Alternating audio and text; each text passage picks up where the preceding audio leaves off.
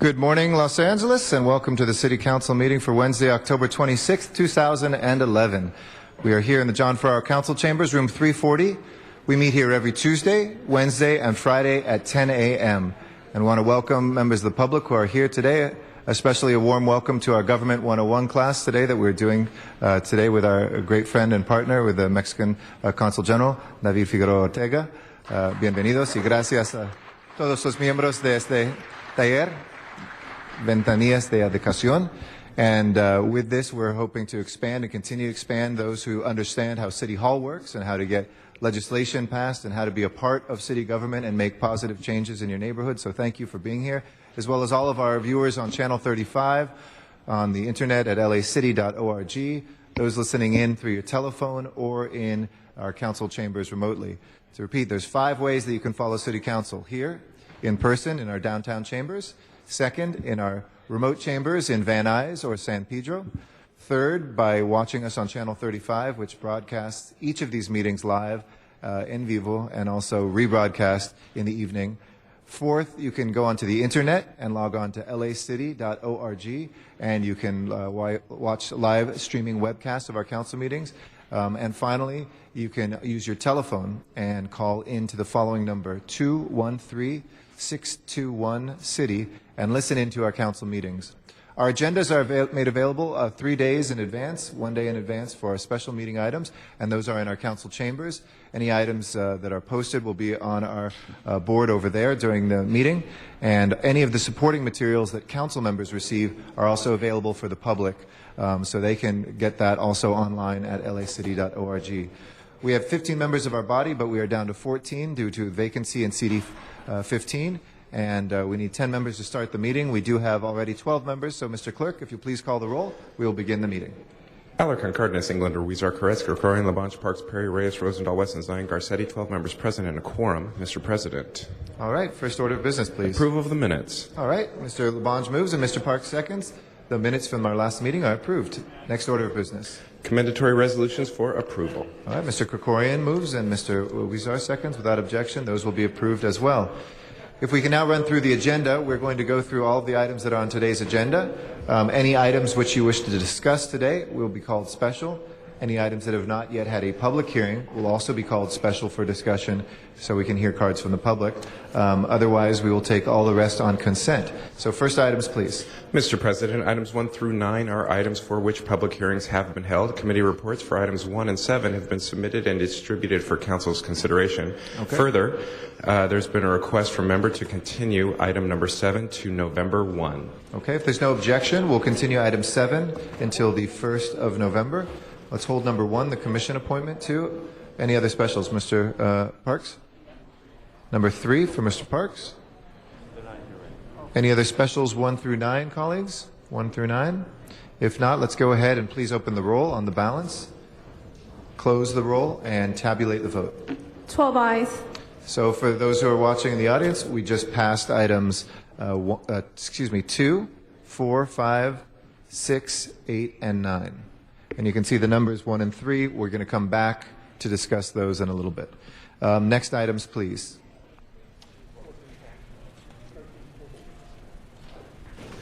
Mr. President, items 10 through 29 are items for which public hearings have not been held. 10 votes are required for consideration. There has been a request to continue item 15 to November 15. Is there any objection to continuing item number 15 until November 15th? Seeing none, we'll continue that. Do we have cards from the public on any of these? Yes, sir, we do. We have cards on items 10, 11, 12, 13, 14, 17,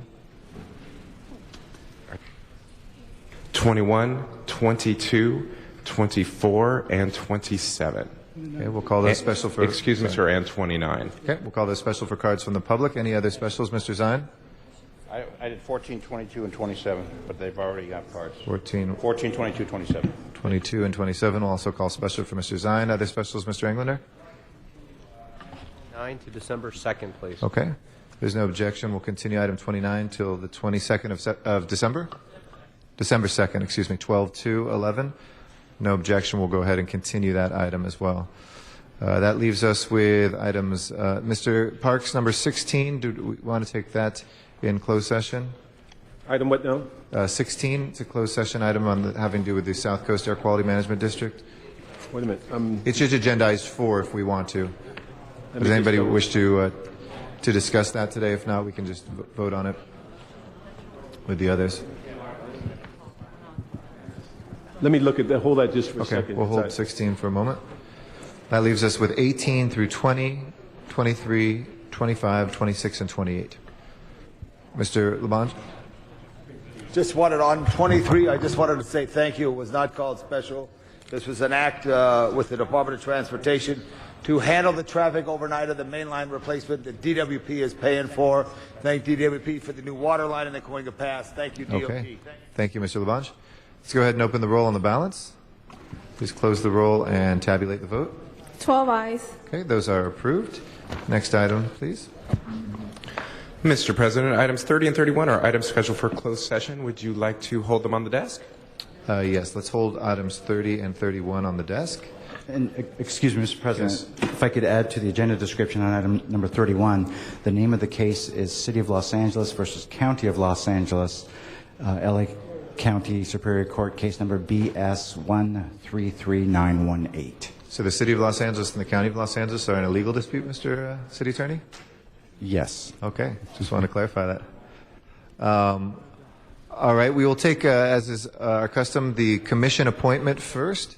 And I'd like to recognize Mr. Reyes for item number 1, our commission appointment for the North Valley Area Planning Commission. And if our nominee would like to come forward to the table at this time, I recognize Mr. Reyes.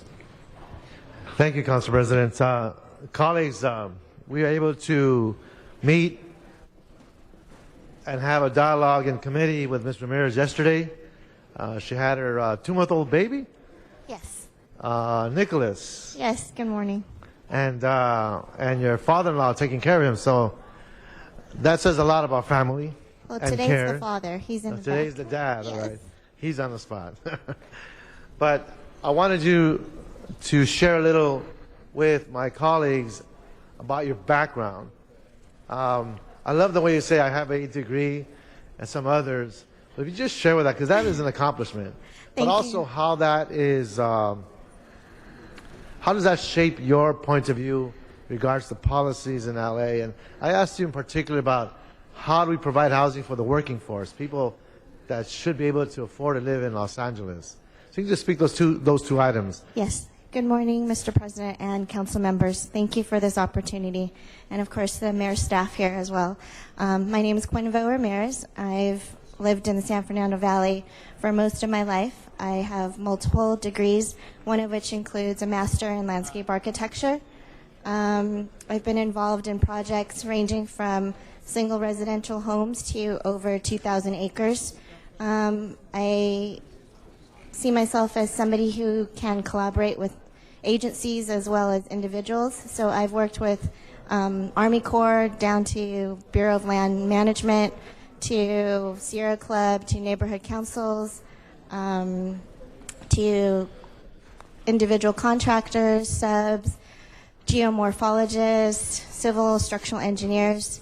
So my professional experience is coupled with my academic background. And I've also been fortunate enough to serve as the president of the Sylmar Neighborhood Council for the last 4 years. So I am very familiar with city procedures and protocols such as Brown Act, conflict of interest, and I see myself hopefully in the future bringing, since we live in such a diverse community, it's LA after all, and affordable housing should be available to everyone. And I think the largest misconception about affordable housing is it's in the slums or in areas of blight. And I think that affordable housing can be made structurally beautiful and available to everybody. That may include anything from mixed use to a small pocket garden. So that's what I hope.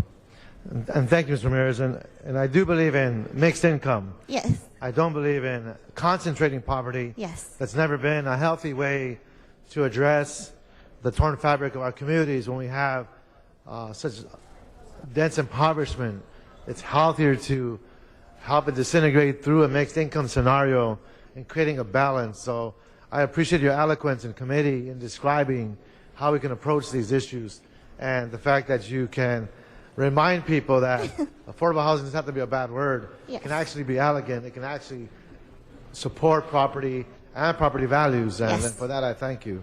Thank you. So colleagues, I would like to recommend an aye vote for Ms. Ramirez. Thank you very much. Mr. Cardenas is our next speaker. Thank you very much. How do you say your first name again? Quinn. Quinn. Okay. Well, thank you, Quinn, for your volunteer service, and I appreciate you outlining some of your skills and your commitment to the community. You're extremely well qualified, perhaps overqualified for this particular commission. I think that you're probably as qualified as anybody who's ever been appointed to the Public Works Commission. Pays a little bit better. It's the only paid commission we have.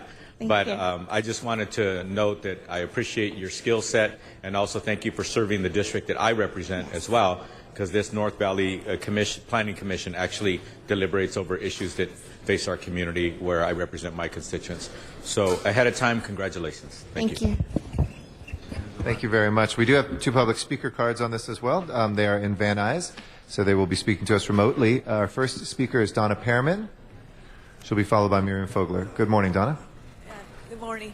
I hope that, number one, I hope this lady, when she brings in affordable housing in the area, which she considers important, that it's not connected with the CRA, because usually they make very big buildings. But what I was concerned about is the thing going to go along Van Nuys Boulevard. I know it's going to be in her district, so she better watch that these new things that they want to come up with, like either the subway or the streetcar along Van Nuys Boulevard, doesn't hurt the area. So I hope that she keeps that in mind as she acts as commissioner. I can't think of what else to say. Okay, thank you. Thank you, Ms. Fogler. Ms. Pearman. And Ms. Fogler is next. Good morning, Miriam. Oh, I forgot. Yes, I've lived here all of my life, and I know what Van Nuys Boulevard is. She's going to be affecting here in our whole area here in the Northeast, and it's a tremendous impact because the point is that there is a certain pointers on Van Nuys where it goes into two lanes, so it's going to be very hard for a trolley or an orange line, a rail line like the orange line, and the only other option is the subway. I don't know where you could put it. I think that there's got to be an area where there's empty ground there that you can have steps. Otherwise, I think the modification of the signals is the best way to go. We have a very good transportation system already on Van Nuys Boulevard, and I think it's working just fine. And I think that the option is obvious. We should keep it what we have, and have the second one, which is to make the TSM, implement the signal timing modifications, so that we can have more efficient public transit and spend more money on buses. I think that's the way to go. Obviously, my girlfriend depends on the 169, so we need to keep that running as well. So I would definitely keep what we have, and if the alternative is a subway, we cannot do it where we take any business or any property out, and that's the way we should be doing that. Thank you. Thank you. Thank you, Ms. Fogler. I will close public comment. Mr. Alarcon is our next speaker from the council. Councilmember Alarcon. Colleagues, I just want to rise to support this nomination. Quinvo Ramirez is a dominant figure in the Sylmar area. She's been the president of the Sylmar Neighborhood Council for, I think, essentially involved with it since its inception. But more importantly, she is also a very talented landscape architect, and I think the combination of community service and the skills that she brings will make her an outstanding regional area planner. And so I want to commend the mayor for this appointment. I encourage you to support her. And by the way, let me say that the one thing about Quen Vo is I find her to be very balanced on her approach to analyzing projects with both an interest in mind for looking at the quality of life issues and the environmental issues, at the same time recognizing the value of business. And I think that's an important, probably the most important attribute in the planning function. So I thank you for all the work you do in our community, and commend again the mayor, and am happy to support this nomination. Thank you for your support, Councilman. Thank you. With that, it is now time for a vote on the commission nominee. So let's go ahead and open the roll, close the roll, and tabulate the vote. 13 ayes. Congratulations and welcome aboard. Thank you. Thank you very much to our commissioner. She'll be sworn in shortly, and we appreciate your service. We have also had one other request to take one other item out of order on number 14 before we go to our general public comment. So I know we do have some cards on item 14. Mr. Englander, you mentioned Mr. Reyes would open up on number 14. Is that correct?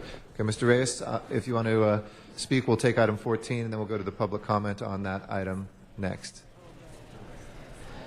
Thank you, Council President. And first, I want to thank the folks who did come here today to address this issue. This is an issue that has essentially allowed us to speak to injustices and concerns of a law that's very punitive to a whole community, not only here in Los Angeles, but to the Southwest, if not throughout the country. And this city has been able to respond to it. I want to thank Mr. Englander for his work in public safety. I was able to go through the deliberations in public safety. I understand his intent in listening to the National Council of Raza and their actions in calling for the end of the boycott. In the spirit of addressing public safety issues, he was able to essentially look at that as an opportunity to begin addressing the boycott. But after conversation, we felt that there are many other elements in place and that we could address. There are political concerns, there are corporate concerns, and it got very complicated, but the focus has to remain in keeping the boycott. So I want to thank him for his hard work. I consider Mitch a friend. I see him as a person who has advocated for those who have not always had all the opportunities. If you were aware of his accomplishments, you could see that many of the communities that are essentially suffering for these types of laws are communities that need jobs, that need housing, that understand the plight of progressing forward, and without these these barriers caused by these vicious laws.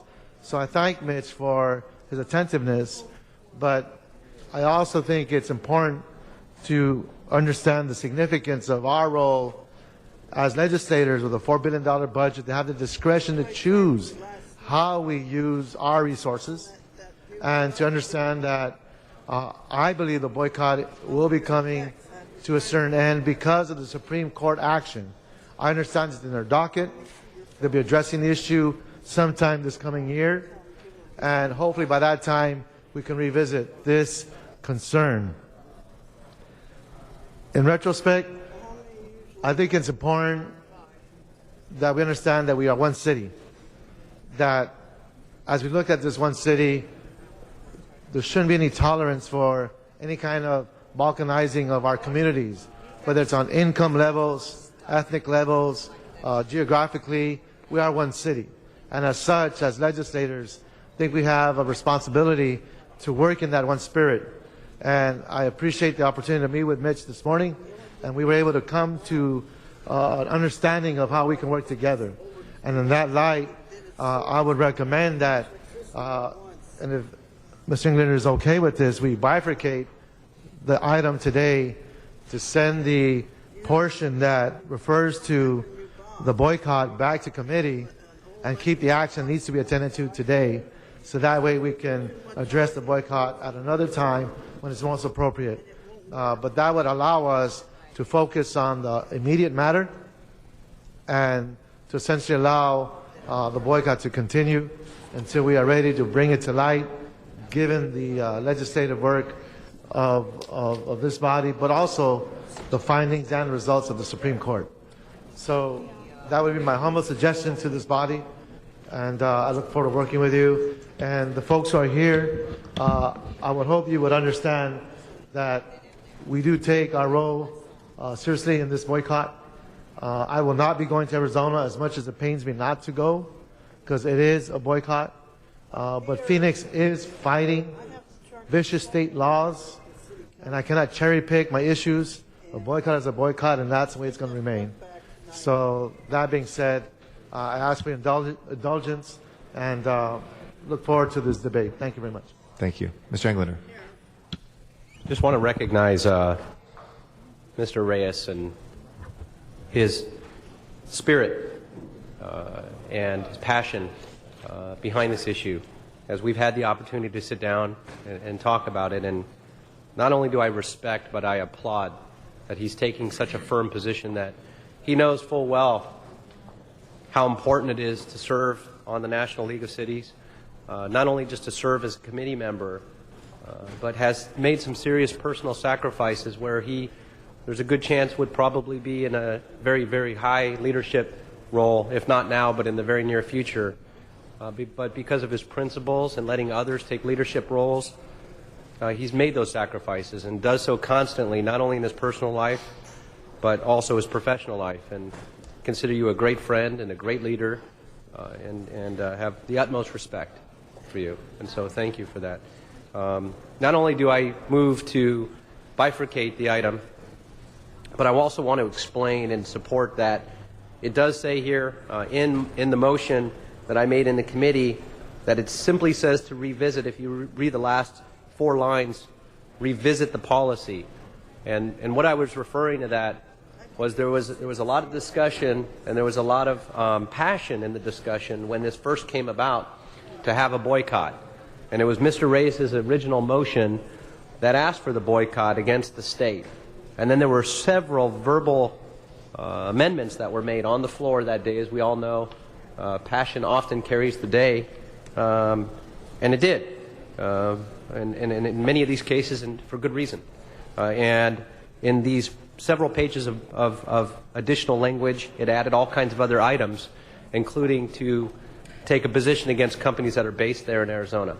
One of the things that was mentioned during the day in those discussions and subsequent to that was certain exemptions, if you will, for public safety related matters. And I simply was speaking as the chair of public safety in context at the Public Safety Committee meeting, where the city has taken a few exceptions where we purchase equipment for public safety related items from companies that are based there that also have employees here, and we've done that on very, very rare occasions. And so speaking in that context, that's where, so it's not taken out of context, that's where it came from. With that, though, I do think that at the appropriate time, this should be revisited at the appropriate committees. It should go back to not the Public Safety Committee, perhaps, but the committees that it resides in for that boycott, for revisiting the policy, perhaps just at a minimum any public safety related items as to not put the city in jeopardy. But also, the city drew a line in the sand, or drew a hard line.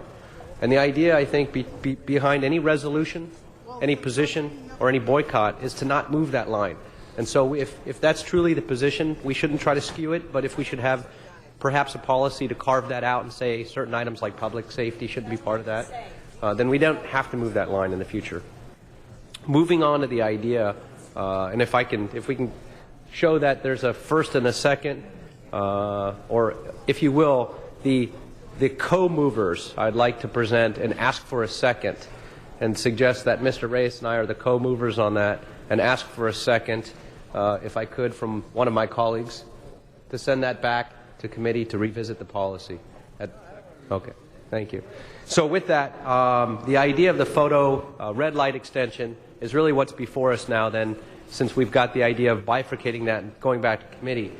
This is not an extension of the program, colleagues. This is not an extension at all. In fact, we've already voted to end the program. We voted to remove the equipment. We voted that we are not going to have that program here. We also have gone through all types of research, and from what first came out, what we were first told was that it was a voluntary pay program, when it turns out, and in fact, it's not technically voluntary pay. In fact, it was Mr. Zine that got clarification and went to the court and spoke to them about this, did significant research. I applaud Mr. Zine's research in this, and found out that it's not, in fact, from their perspective, from the court's perspective, it's not a voluntary pay. In fact, this will stay on your record if you don't pay the ticket. And so we've got tens of thousands of these items sitting there, of these citations, with Angelenos have these citations on their record that if they don't pay it, this could come back to hurt them significantly in the future when they go back to court. It could come back to hurt them in the future if they have an issue of employment, if there's penalties and interest that the court decides to put in play. We've learned that there's no teeth in the collections, but that they're not dismissing them either. And so this is a cost-neutral program simply to share the data, since the proprietary data is owned by the company itself. And so we need to enter into this extension that remains cost-neutral, that we can cancel. And I know that we've got some experts here from LAPD. I'd like to call them up with June as well, so you can ask some questions about this. And I ask for your support in extending this for 6 months. It's not extending the photo. It's an amendment to the contract, not an extension, for 6 months. That's cost neutral to the city, to allow Angelenos to make sure that we're tracking their citations properly for them, for the court system, that we're working with them so that they don't get in trouble later and have these penalties and interest accumulate that could have serious ramifications on employment and other things. So if we can ask them to step to the table, so colleagues, you can ask your questions away. Thank you very much. Thank you. We do have 5 more members on the queue, but we have public speaker cards. I think we'll take the public comment now. Is that all right? Okay. Our first speaker is Gladys Pinto Munoz.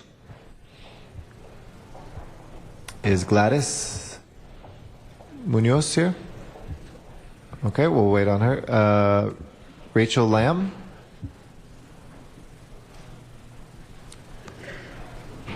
Good morning. Good morning. I am reading a letter. I'm from the Sound Strike. I'm representing Javier Gonzalez today. He's the project manager. The Sound Strike is an organization that's been boycotting Arizona since last year. It was founded by Zach De La Roca of Rage Against the Machine. And they asked that I read this letter on Javier's behalf this morning. On behalf of the musicians, DJs, actors, and other artists of the Sound Strike, I would like to strongly encourage you to maintain the city's boycott of Arizona over the passage of Senate Bill 1070 and its mistreatment of immigrants. Why? Because it is working. Around the same time that the city of Los Angeles began to question its 2 largest contracts with Arizona-based companies, there were 3 high-profile concert cancellations in Arizona. This was just months after a report by the Center for American Progress, which estimated that the boycott had already cost the state over $150 million and could soon reach $750 million. Shortly thereafter, 60 CEOs signed a letter to the Arizona State Senate and governor asking them to focus on more important issues like their own state deficit and education.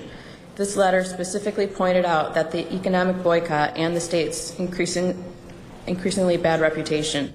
We all hope very soon to end the boycott, but only after there is a change of course in how the state chooses to treat its migrants. Arizona is engaged in a chilling attack on immigrants that has unfortunately become the norm in that state and across the country. In fact, some people feel that things are still getting worse.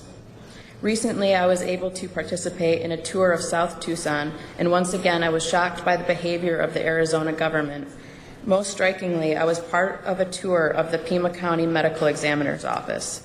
There I was actually able to walk into a morgue refrigerator where human remains are stored for up to 1 year in the hopes that families will be able to identify them for proper burial.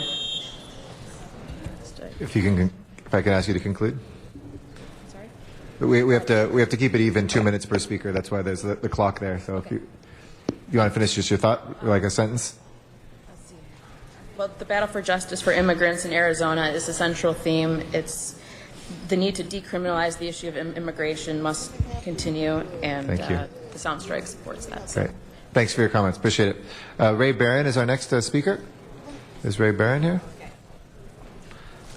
And after that is Ali Ugalde. Good morning. Thank you for the opportunity. My name is Ray Barrera. I'm here representing the Reform Immigration for America National Campaign. And I'm here to support the continuing of the boycott in Arizona. We've seen Arizona and now Alabama as states who are not fostering the immigrant community, are not allowing the immigrant community to have an opportunity to grow, have an opportunity to continue to be valued. So we see now that Arizona its laws are still persecuting immigrants, they're still instilling fear in communities, children, especially children that get to see and grow up in a society where they need to fear going to school, they need to fear going to the store, they need to fear even going to college one day. So I'm here in support of this boycott. Los Angeles sent a very powerful message last year, over a year ago, and the vote was 13-1. We really hope that this boycott continues to send a powerful message to Arizona, to Alabama, and to states like these that continue to hold their own ways and do not look into the future of our country. That's an immigrant country, and that this country continues to be a hope for a lot of people. Thank you. Thank you. Adeli Ugalde is next. And after that will be Miriam Fogler in Van Nuys. Sí, buenos días a todos. Mi nombre es Adalí Ugalde. Soy una persona que vive en Pico Union y participa con muchos... Okay, no. Sorry. Okay. Good morning to all of you. ¿Cuál es su nombre? Adalí Ugalde. My name is Avaliu Ugalde and I live in Pico Union. Y participo con muchos grupos comunitarios en mi comunidad como voluntaria. I work as a volunteer with many groups in my community. Estoy aquí para apoyar la ley SB 1070 que se me hace demasiado injusta. I am here to support the law SB 1070 that I think is very unfair. El impacto que hace en nuestras familias, porque nuestras familias vienen aquí, pero no vienen a cometer crímenes como ellos lo están diciendo. It causes a great impact to our families because our families come here, but they don't come here to commit any crime like they are mentioning. Venimos a este país para hacer una diferencia. We come to this country to make a difference. Y creo que como yo y mi familia somos voluntarios todo nuestro tiempo libre. And like me and my family, we work as volunteers on our free time. Y también están yendo a la universidad. Yo creo que la mayoría de familias venimos aquí por busca de un futuro mejor. And they also go to the university. The majority of the families come here for a better future. Y creemos que esto que está pasando en Arizona y en otros lugares está afectando a toda nuestra familia. Yeah, we believe that whatever is happening in Arizona and other places is affecting all our families. Algunos hemos venido indocumentados, pero eso no quiere decir que hemos cometido un crimen. Yeah, many of us come without legal documents, but it doesn't mean that we have committed a crime. Y con mi voz quiero decirles realmente respeten que realmente nosotros no somos criminales, que venimos aquí para ayudar a este país y marcar la diferencia, pagamos taxes y todo. I just want to say that we just need to be respected. We come to this country to make a difference, and we also pay our taxes. Thank you. Gracias. Miriam Fogler is our next speaker in Van Nuys. There should have been back in the 1900s, they put a law restricting Jews coming in. Why are they restricting people coming in? If they wouldn't be doing that, we wouldn't have so many people coming in illegally. Well, we all love everybody. I love people of all people. Registered people to vote from American, I don't like I like calling them Americans, who become citizens. We need citizens badly. Okay, we love you. We want you to be part of this nation here. We want you to know that your children should be taking care of the United States of America and make it a great nation that it was. So we want to embrace you and love you. We want you to come here legally. We want you to pay taxes here, help our nation become very strong and integrate with us. And you know, we wanted you to learn English, and we love your culture. We want you here, and we want everybody here to make a life here. And you know, like he says, you want to make changes, make positive changes, like what Garcetti says at the beginning of the meeting. Well, let's make things happen here the right way, okay? Let's make peace happen. It's got to be done through action, not just by words alone, okay? We got a problem over in the Middle East. There's a lot of tribalism, a lot of ethnic clashes, and they should not just have that. They should learn to realize that we're on one planet here, and we all can blow each other up. We got to get along, no matter what the stakes are, because if we blow ourselves up, there's nothing to turn back to, folks. We got to learn to get along, and I'm telling you, you can't tell people to say, well, we can't have people coming in. We got to make it where they can come in, and you know, that they can come in and become a part of our nation and love us. Thank you. Thank you. Before we go to the next speaker, Mr. Alacon, I believe, has an introduction of some students. Yes, council members, I'd like to introduce students from San Jose Elementary School, the 2nd and 3rd grade. Stand up.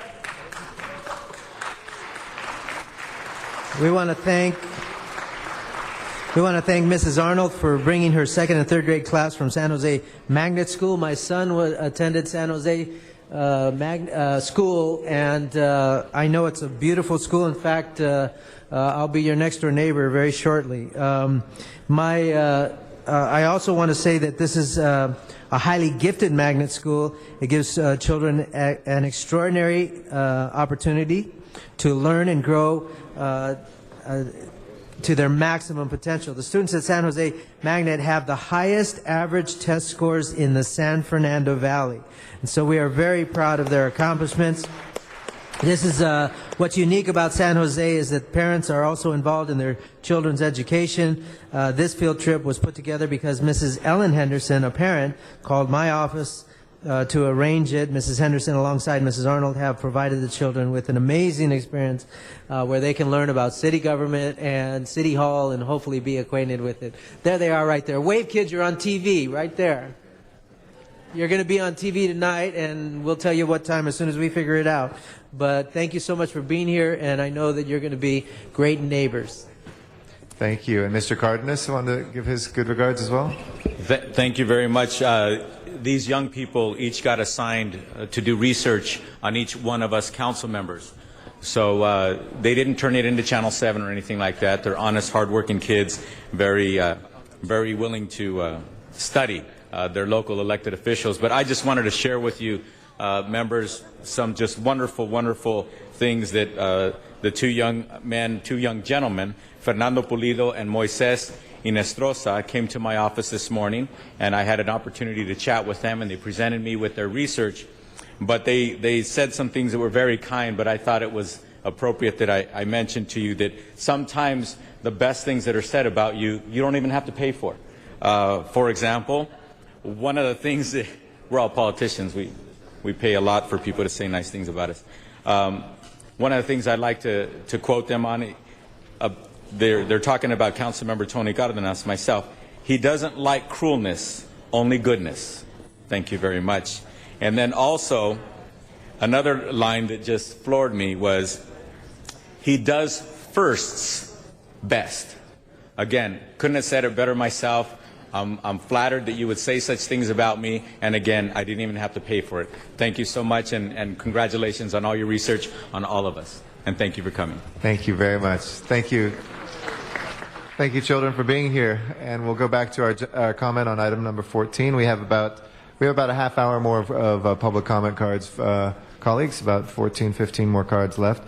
Arnold Sachs is our next speaker. After that is Paul Dumont.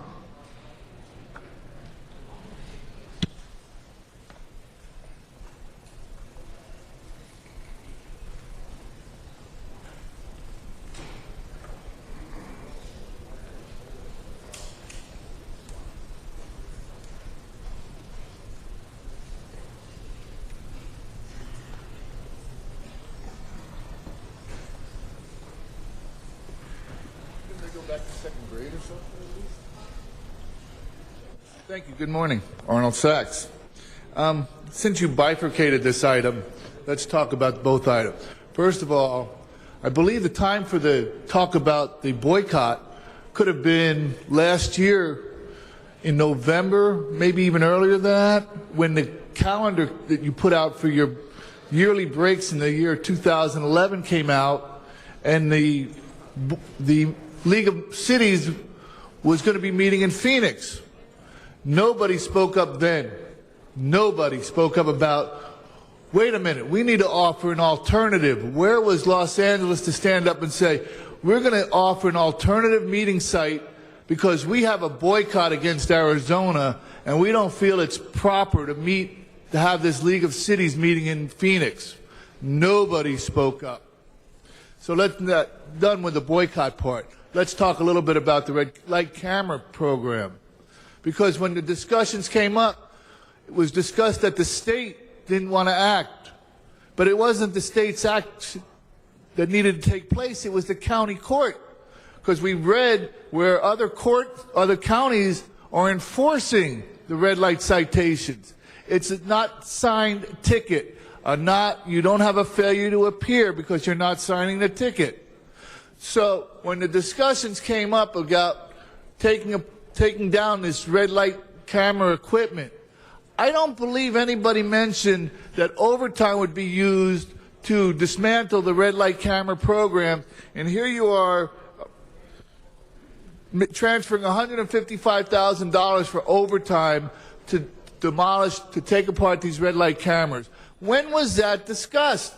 In the open and transparent city council with ethics and everything else, fraud, waste, and abuse. When was the overtime discussed about taking apart the red light camera program?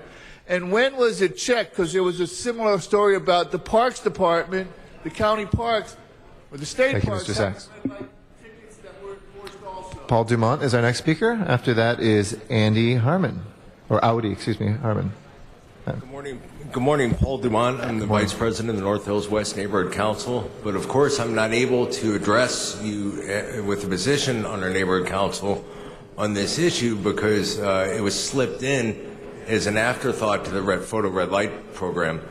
That always gives me cause for concern when I'm reviewing agenda items and I discover that there's something that's just put in there without any time to receive comments from neighborhood councils.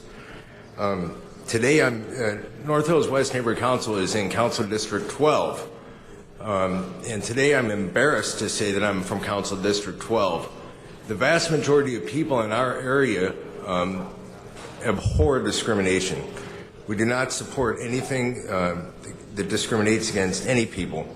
And I'm glad that you guys worked out, that Councilmember Englander and Councilmember Reyes worked out a compromise on the issue to bring it back appropriately so that it can be thoroughly vetted.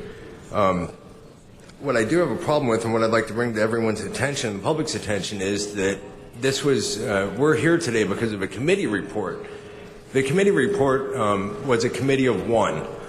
There was only one council member present in that committee, and that's where this got added in as an amendment to the photo red light program. The vast majority of people in Los Angeles do not want to do business with Arizona, and we do not. I know that I do not want my tax money going to a state that promotes discrimination. It's just wrong. And I'm glad that it's been set aside for another day when it can be thoroughly vetted.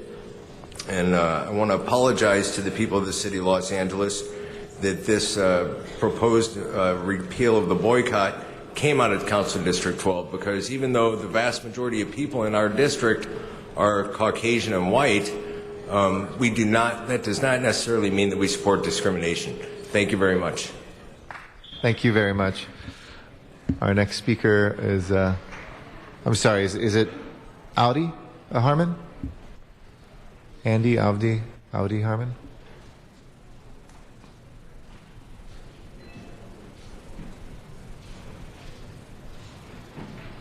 Is that you, sir? Oh, no, okay. Jeremy, then Trosnacki. Good morning. My name is Jeremy Shnaki. And, excuse me. I support the boycott. I don't believe the discrimination is good in our system.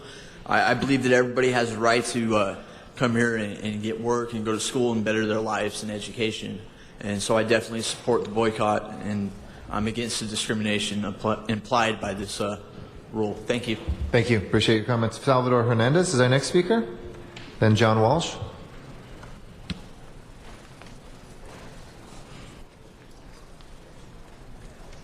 Yeah, hi. Good morning. My name is Salvador Hernandez. Buenos días. Mi nombre es Salvador Hernández. Quiero decir que eso no está bien lo que andan haciendo, que es discriminación a la gente de allá. My name is Salvador Hernandez, and I just want to mention that I don't think discrimination is right. Y porque, o sea, si mis padres estuvieran allá en Arizona y nomás por sospechar que son inmigrantes y los llegarían a parar, los podían deportar a México. I wouldn't like my parents to live in Arizona because just for the thought of thinking that they were immigrants, they could be arrested. Y también creo que es de discriminación porque siendo mexicano, blanco, negro, pues podrían pasar lo mismo y pues eso pienso que no está bien. I think it is discrimination, and I don't think this is correct because just by being Mexican or being white or being Afro-American, it could happen the same thing. Yeah, well, what I was saying was that it's discrimination because being you could be Mexican, white, black, and just by being a suspect, that you're a illegal immigrant, you could get deported, back to Mexico, and I think that's wrong. And I want to thank you guys. My name is Salvador Hernandez. Thank you. Thank you. Our next speaker is John Walsh. After Mr. Walsh will be Matt Dowd.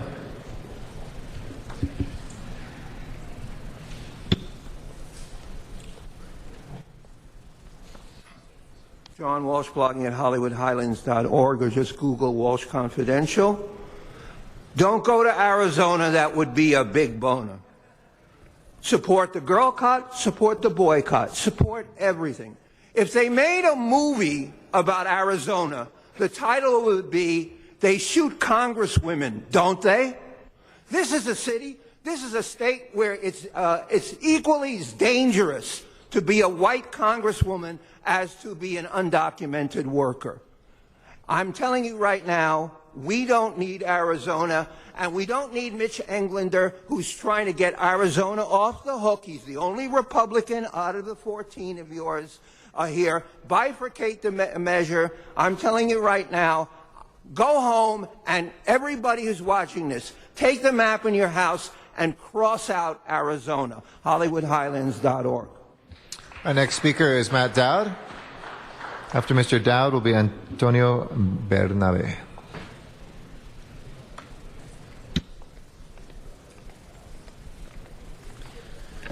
Yes, thank you. And let me say, I find it rich. It's just hypocrisy because the city of Los Angeles has been discriminating against different groups of people in this city for as long as I've been here now, including myself. I had to do what they did in Arizona. I had to sue in federal court for my First Amendment. I'm an immigrant, and I got hounded by the police. And Tom LaBonge, they came out with this. It's a Nazi regime where they made the police take everybody's names. If you're out on Venice Beach, see, we were occupying Venice Beach. But they made us give our names and ID so the police could hound us. And that was the musicians and performers group.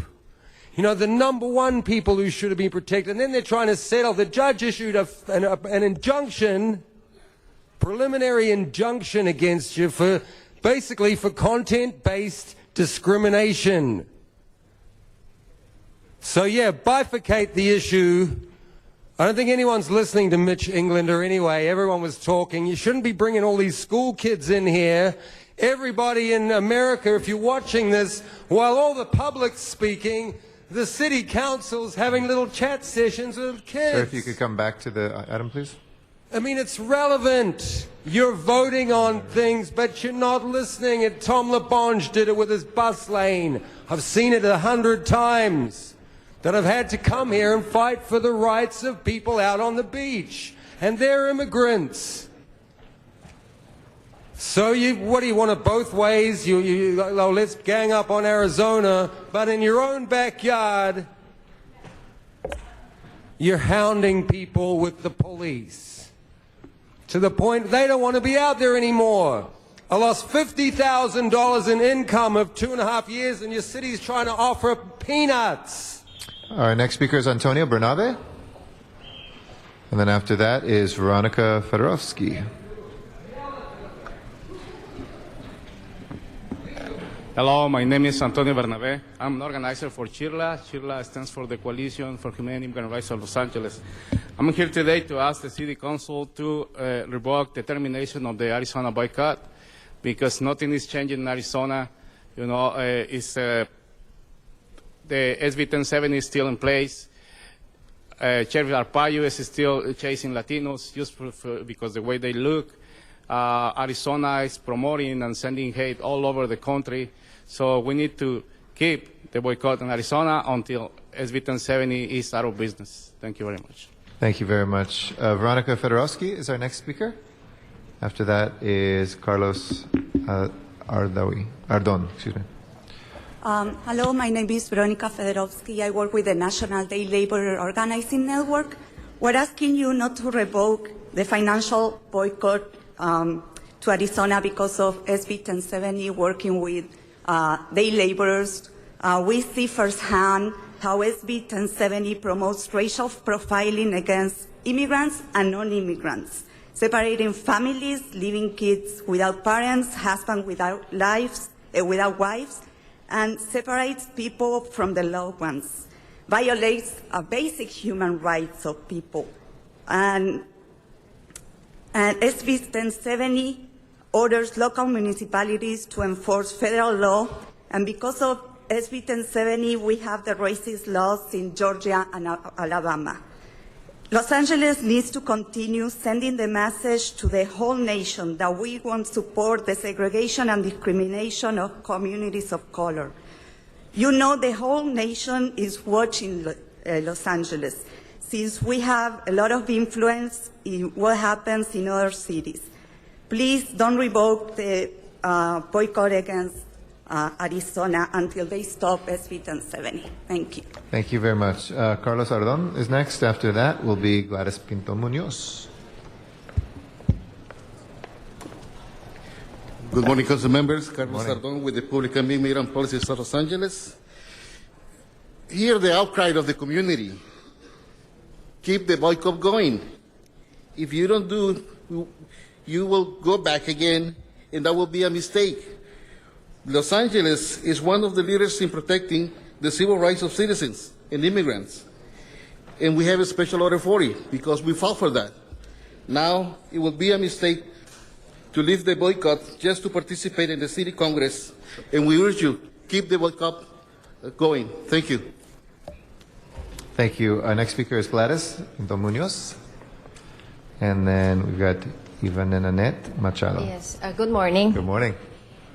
Well, I'm very happy to know that LA, all the council members are against the boycott. Are for the boycott in Arizona. I would like to ask all of you to please continue with the boycott. I was the team mom for Eagle Rock High School for 10 years, and I remember many kids that were going to be graduating that didn't really have a dream, couldn't apply for scholarships because they were not legal here. And many of them, their hearts were broken. And I remember when we went to several meetings to listen to Gil Cedillo, and he had a dream, and that's a DREAM Act. And now the dream is becoming real. So please, please continue the boycott against Arizona, because what they're doing is inhumane. No human is illegal in this world. And I don't want to sound dumb, but many of the people in Arizona that are against us, the Latinos, seem to have forgotten that Arizona was Mexico at one time. So this is our land. Thank you. Thank you. Our next speaker is Yvonne Nanette Machado, and then CR Legal is after that. Good morning. My name is Yvonne Nanette Machado. I live in the Westlake MacArthur Park community, which is full of diversity. And I am personally for SB 1070. And because I live in this community that was built back in the 1920s with jewels, and I even live at the Roxy with where it's one of the buildings was a first Jewish generation developer in my community. And I believe that people come to this country for a need, and everybody should have the same well-being, to education, to housing, to transportation, and to jobs. So please boycott Arizona ASAP. Thank you. Thank you. Our next speaker is CR Legal. And then after that is Donna Pearman in Van Nuys.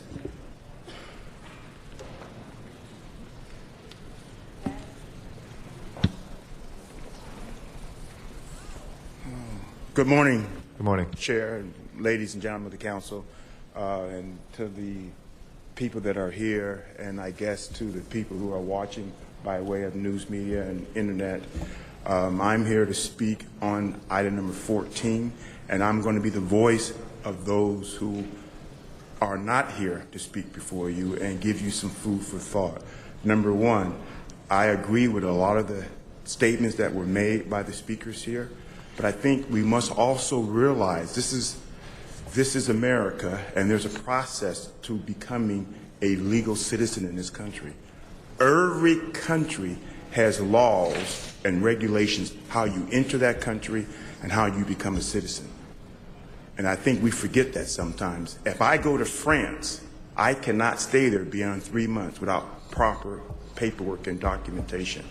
And so it's not a racist and it's not a civil rights violation to ask someone who comes to this country to come here in a legal fashion and to become a citizen, to be subjected to being drafted into the military, to be subjected to all the positive benefits of being a citizen as well as the negative benefits of being a citizen.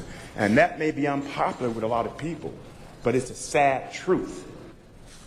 It's the sad truth that when you come to this country, you take the positive with the negative. You don't get the cream of the cake. But we've been very inclusive of our people who have come to this country. Governor Brown signed the DREAM Act. No other country would do that. We're going to educate people's children who have come here without proper authority. No other country does that. I think we've done more than embrace our brown brothers and sisters. And so I'll let you make the decision on whether or not to lift the ban. Thank you. Our next speaker is Donna Pearman in Van Nuys. After that, we'll come back here for Ruth Trujillo Acosta.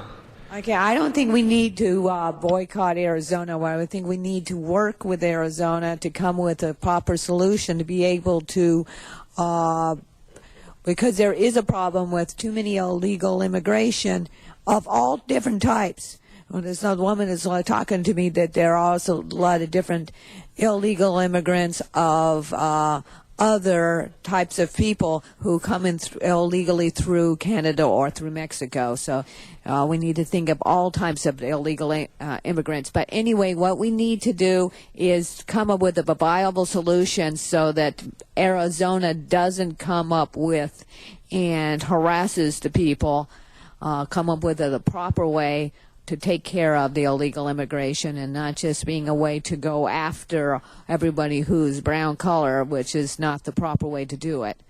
But we got to do it a proper way. And let's try to find a way to make more people legal in our country. Let's make our country strong the way it was, the way it's supposed Excuse me, Ms. to be. Fogler, we already had 2 minutes for you. If you can give this time to Ms. Pearman, please. Okay, and so we need to make it stronger. We need to be able to come up with a solution so that a lot more people can come in through legally, because it's going to be hurting it. It will be a lot better in this country if those people coming, instead of coming in illegally, whether it be wherever they come from, not always Mexico, but And we can't have I'd like to see the employer employ a lot more people that are illegal aliens. That would convince these people to come in legally. If they couldn't be hired illegally, they would more apt to come in legally. So let's not do the boycott with Arizona. Let's come up with a proper solution. Let's get it where the people are coming in legally. Let's come with a lot better solutions to have people come in legally, so then we won't have this problem with the illegal aliens. Thank you. All right, our next speaker is Ruth Trujillo Acosta. Good morning. My name is Ruth Trujillo Acosta, and I'm the Director of Community Organizing at Clínica Monseñor Oscar Arnulfo Romero. And we have 3 clinics in Pico Union and Northeast. And I first want to commend Councilmember Reyes for keeping on top of the issue that will affect our communities directly. I'm here to voice my support for the boycott to Arizona as a message to the United States in general that we are here in California don't discriminate like other states do. We don't discriminate against immigrants. We are a country of immigrants. The Arizona law is unconstitutional given that negates the right to immigrants to live without fear of prosecution, a fear that I personally experienced leaving my country, El Salvador, for being safe. It will hurt. We have to think about that. It will hurt our communities in small and different ways. We need to think about the businesses, how they're going to be hurt, but not having communities. We need to see Clínica Romero has 100% patients, immigrants, documented and undocumented. If we start going the way that Arizona does, we're going to lose a lot of patients, and businesses are going to lose a lot of clients too. We need to think about the consequences of this kind of laws. Our businesses are merely, in Pico Union, are 100% Latinos. Also, we need to think about the families, how the families are going to be affected. Some of my family members will have to leave these premises. They will have to leave this state to another state. So some of my family members will be separated because we no longer will be feeling safe in California. Thank you. Thank you. That will close the public comment on item number 14. We'll next go to Mr. Parks from the council, then Mr. Zine, Mr. Alarcon, and Mr. Koretz. Mr. Parks. Thank you, Mr. President. I just would like to add one instruction to the report. Basically, I think when we look at the financial impact, it's accurate as it relates to the phase-out and the removal, but what was not covered would be the impact on our revenue, in which the Traffic Safety Fund, which impacts LADOT and Building and Safety, we're expecting about $3 million of revenue from this system. And so we'd ask the CAO to report to Budget and Finance as to that impact and how we resolve that shortfall. Okay, if there's no objection, we'll include that as friendly amendment. Mr. Zine is our next speaker. Dennis Philip Zine. Thank you, Mr. President. I'd like to recognize Senior Mr. Garcetti in the audience. Did you know Mr. Yes, Senior I did. Garcetti? I've met him before. Thank you, Mr. Zine. Our former district attorney from Los Angeles County. Let's hear it for Mr. Gil Garcetti. Thank you. Father of the council president. Despite being out of order, I'll let you. Accomplished photographer. Well, let my clock start now. Thank you. I just want to respect. He's a great man. I want to get back to the photo red light, and if I can have the representatives come forward. Representatives. And getting back to this issue on this extension. It ended July 31st. The program ended. And I want to emphasize that I get calls from people that say, I received a photo red light ticket in August and September. I thought you ended the program. We ended the program in the city of Los Angeles at the 32 locations. The MTA did not end it. Culver City did not end it. Beverly Hills did not end it. So if people get a photo red light for going through an orange line or one of the transit operations, the Sheriff's Department and surrounding communities are still supporting it and still moving forward. But some people think since we ended it, it ended throughout Southern California. That is not true. We need to make sure that is clear to the folks of this community. And I did meet with the presiding judge. If you don't pay it, the issue is it will stay on your record indefinitely. If you go back to court on another matter, you will get charged with that citation. We want to clear that up. So that brings us to the point, Chief, how many citations, as of July 31st, we ended the program. From that point on, how many citations do we have sitting out there that we can possibly collect? So our cost to operate this versus the cost that we could generate from those that wish to pay now versus pay later. Yes, thank you, Mr. President and council members. There's approximately 50,000 citations in backlog that were generated from approximately 4,000 citations per month. So that's the backlog. The revenue that was received in September was $191,000 minus the 18% court reporter salary fund, minus the contract costs, and minus the LAPD DOT staff costs for a adjusted net revenue of $106,892. This was a bit more than the August revenue only because there was a one-time contract cost in August which brought that adjusted net revenue in at $64,794. What remains to be seen is at what point do we get to diminishing returns, and that's what the Police Commission is focused on every month. At what point do we do costs exceed revenue? So as long as it was designed to be cost neutral, and what we're receiving now is folks that are paying it, even though it ended, the trail continues for those that received it up to July 31st. And the Police Commission will monitor that monthly, and if it comes to the point diminishing returns that we're paying more than is being generated, then I understand the Commission would then cease the program, even though it would be short of the 6 months. That's my understanding. Ms. Gibson? That's correct. The contract provides for a termination for convenience clause, and the Police Commission can exercise that option by transmitting a written notification to ATS within 30 days, with 30 days notice. Thank you, Mr. So Zine. after that, the Police Commission can terminate the contract. So as it stands Mr. now... Mr. Zine, if I can ask you to press your button again. Well, wait a minute. I acknowledge your dad. It took me about 5 minutes to do that. Even with that, you're about a minute over. All right. I just want to make sure that we're balancing our books on this and not going into a deficit. That's my concern. We are monitoring it very closely. The October revenue report will come out approximately November 20th or so, and we will report that to the Commission. Okay, thank you. Thank you. Mr. Alarcon is our next speaker. Council members, the matter before us is the matter of the contract, but frankly, I believe this entire matter should be sent back to committee with an instruction to the chair that the recommendation relative to the Arizona boycott is at least improper. The city attorney advised the chair that that subject matter had not been duly noticed. Notwithstanding the advice of the city attorney that it may be a violation of the Brown Act, the chair put forward this recommendation. The matter of the boycott was not on the agenda. It was not noticed. The public had no opportunity to know that that matter was going to be before it. The matter on the agenda was specific to the signal issue, and I believe it was illegal, and we should not be considering it whatsoever.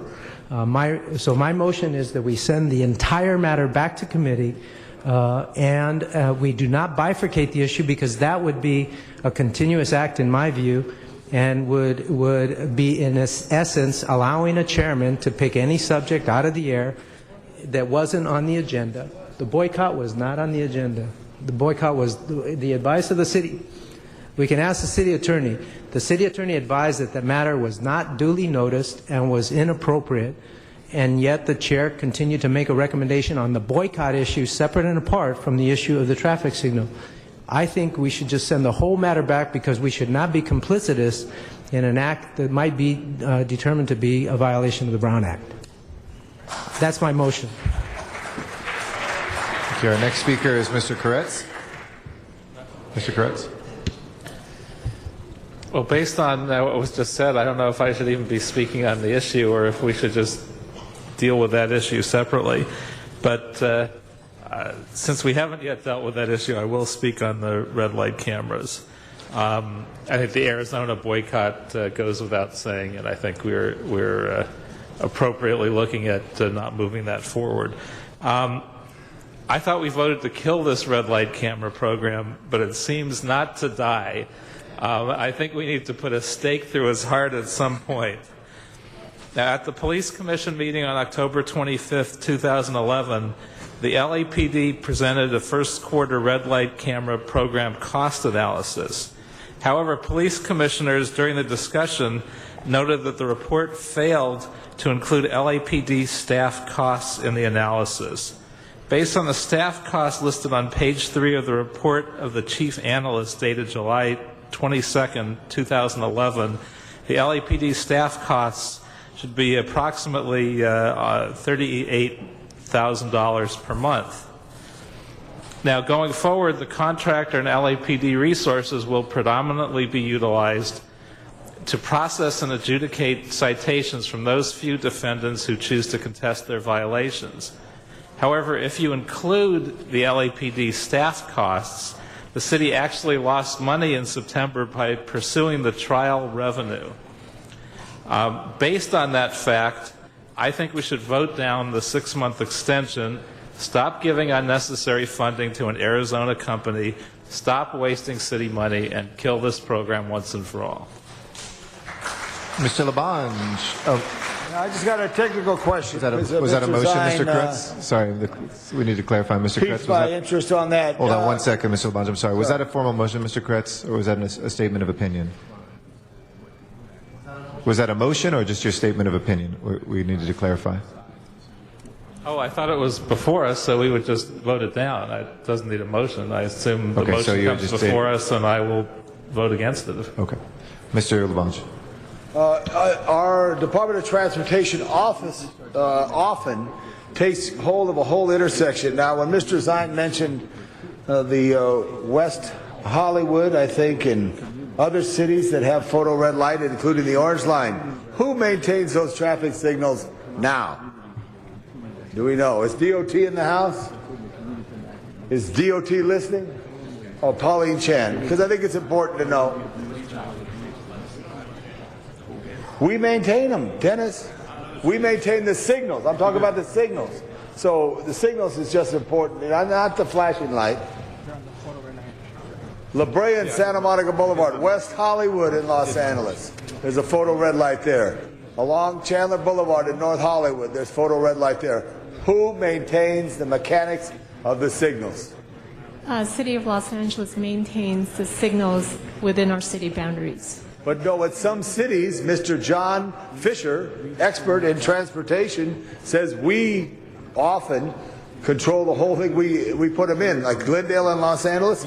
At some intersections, we actually, it's not a Glendale signal, a Los Angeles signal, a Burbank signal, and a four-corner point. One city makes an agreement. It depends on the location, but generally, because City of Los Angeles has an extensive synchronization network, generally we would maintain and operate that signal. Right, okay, good. Now the question I want to ask, maybe Mr. Zine, who's a traffic officer retired, should we place signs that say ahead, speed, traffic? Everybody thinks the cameras are not dead.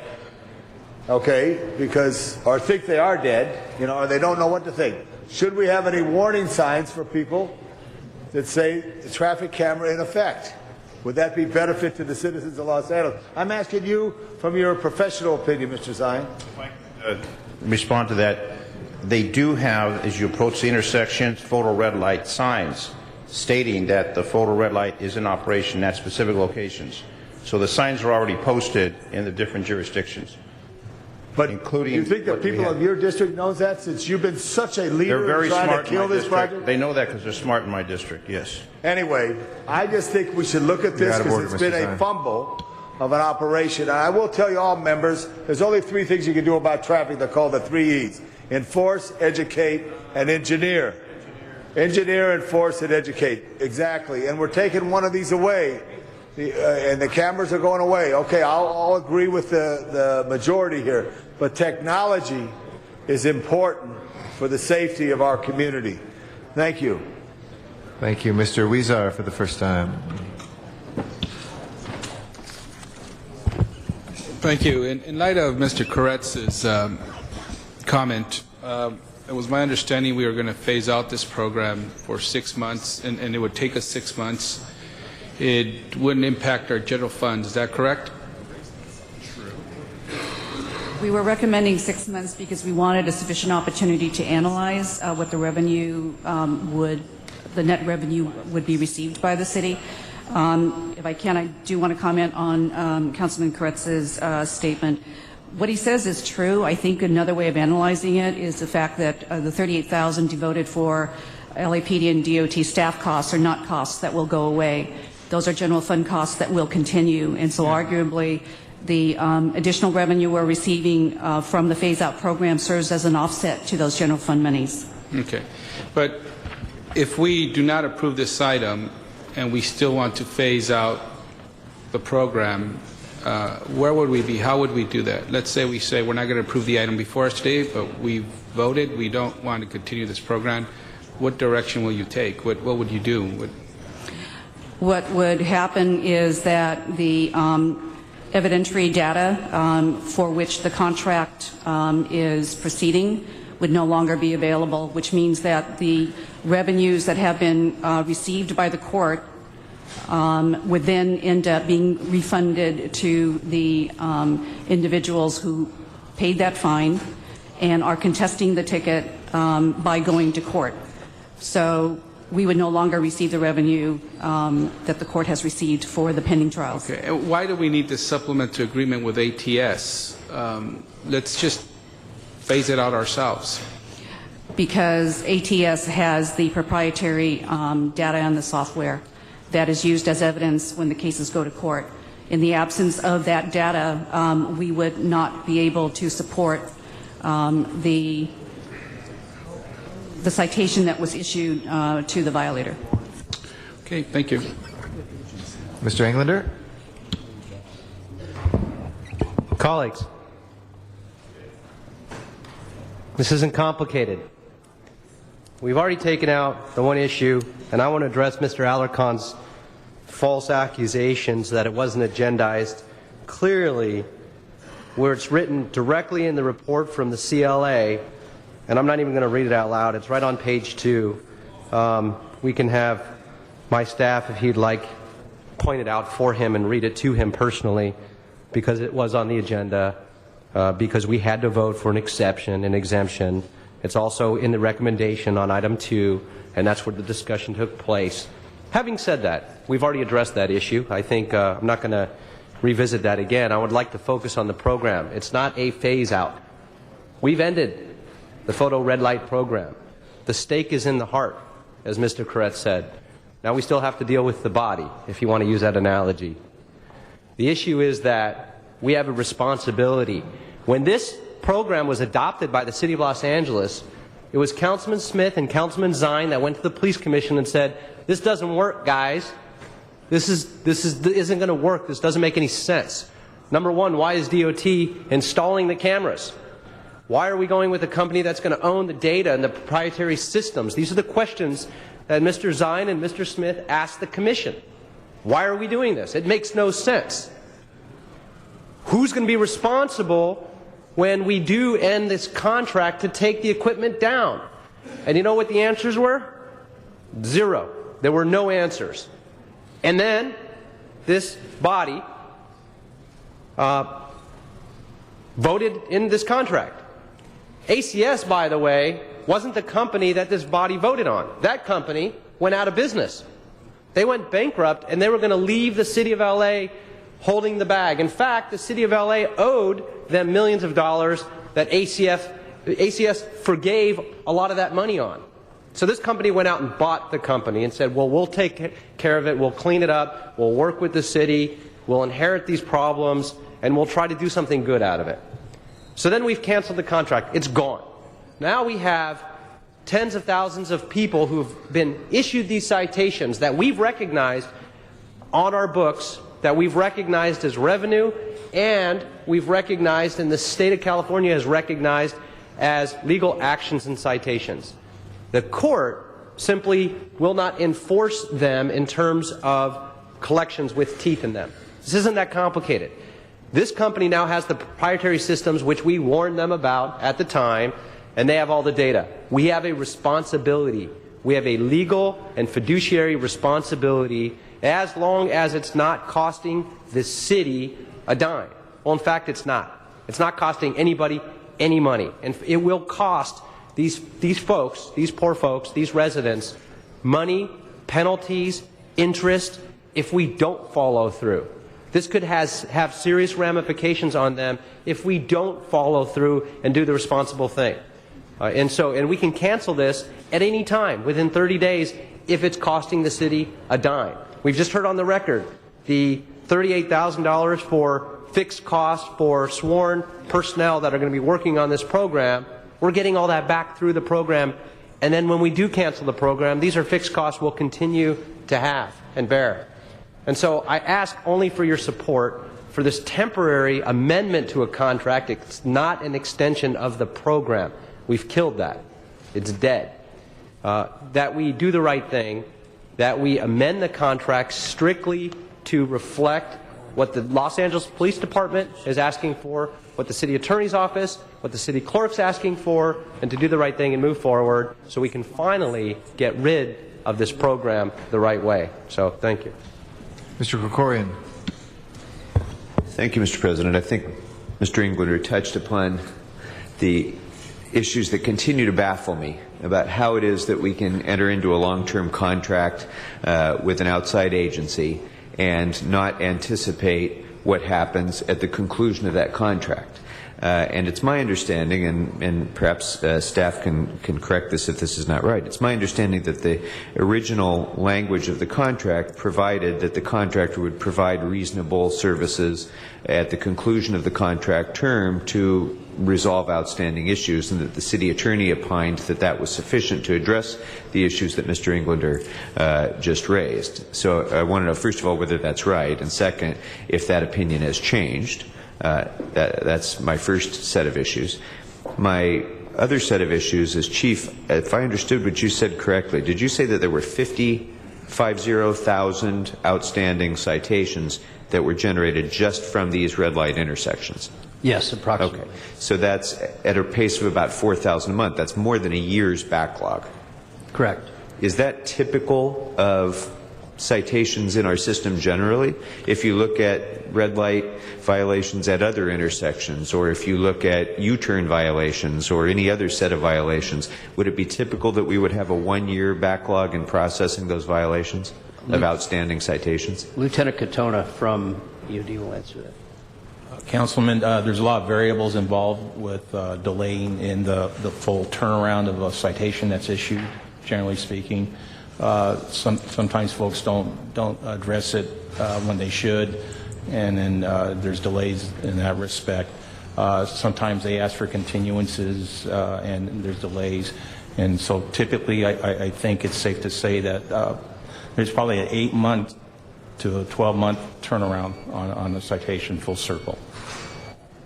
Okay, so this, you believe that this body of citations is typical of the larger body of citations in terms of the degree of backlog that we have of unprocessed citations at any given time? I would say so. Okay. Now, can anybody comment on the other issue about what was anticipated to have been included within reasonable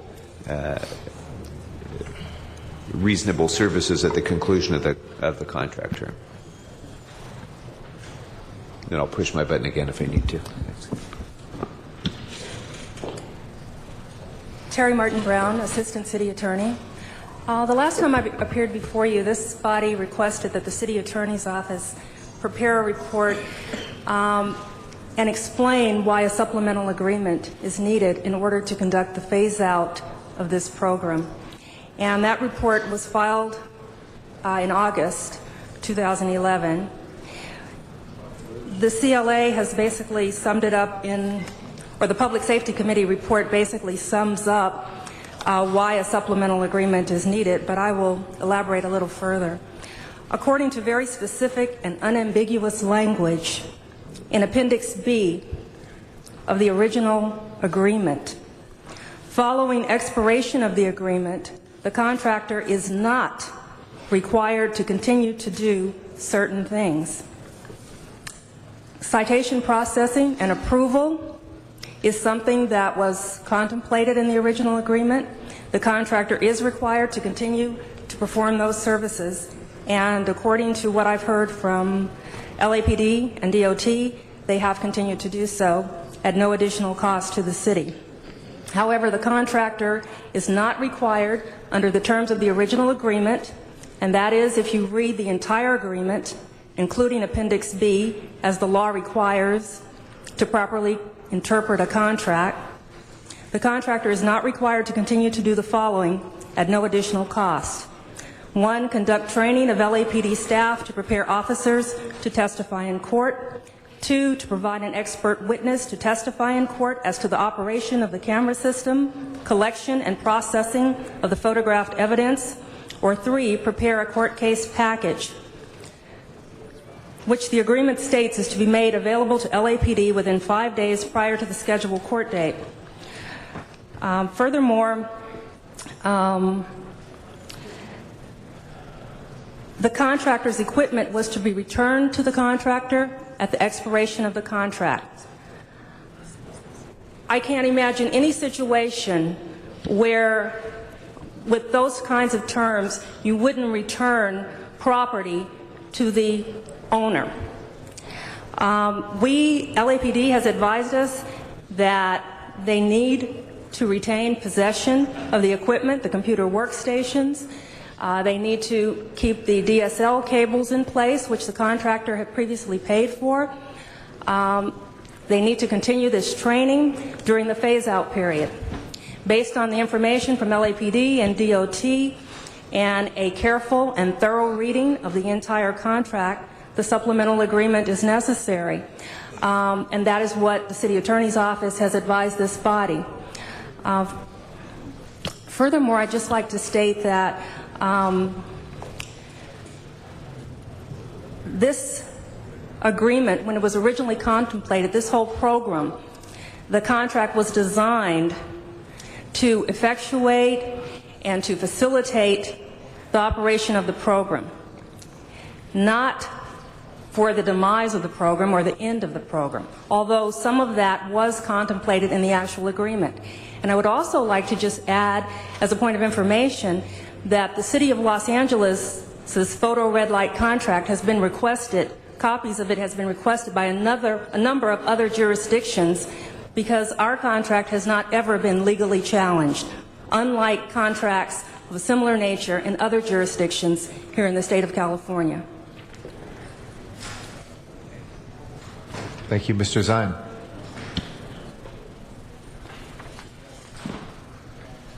Well, I think that we've clouded the issue to the point that the photo red light, the contract, and the boycott Arizona, it's become a big cloud of confusion.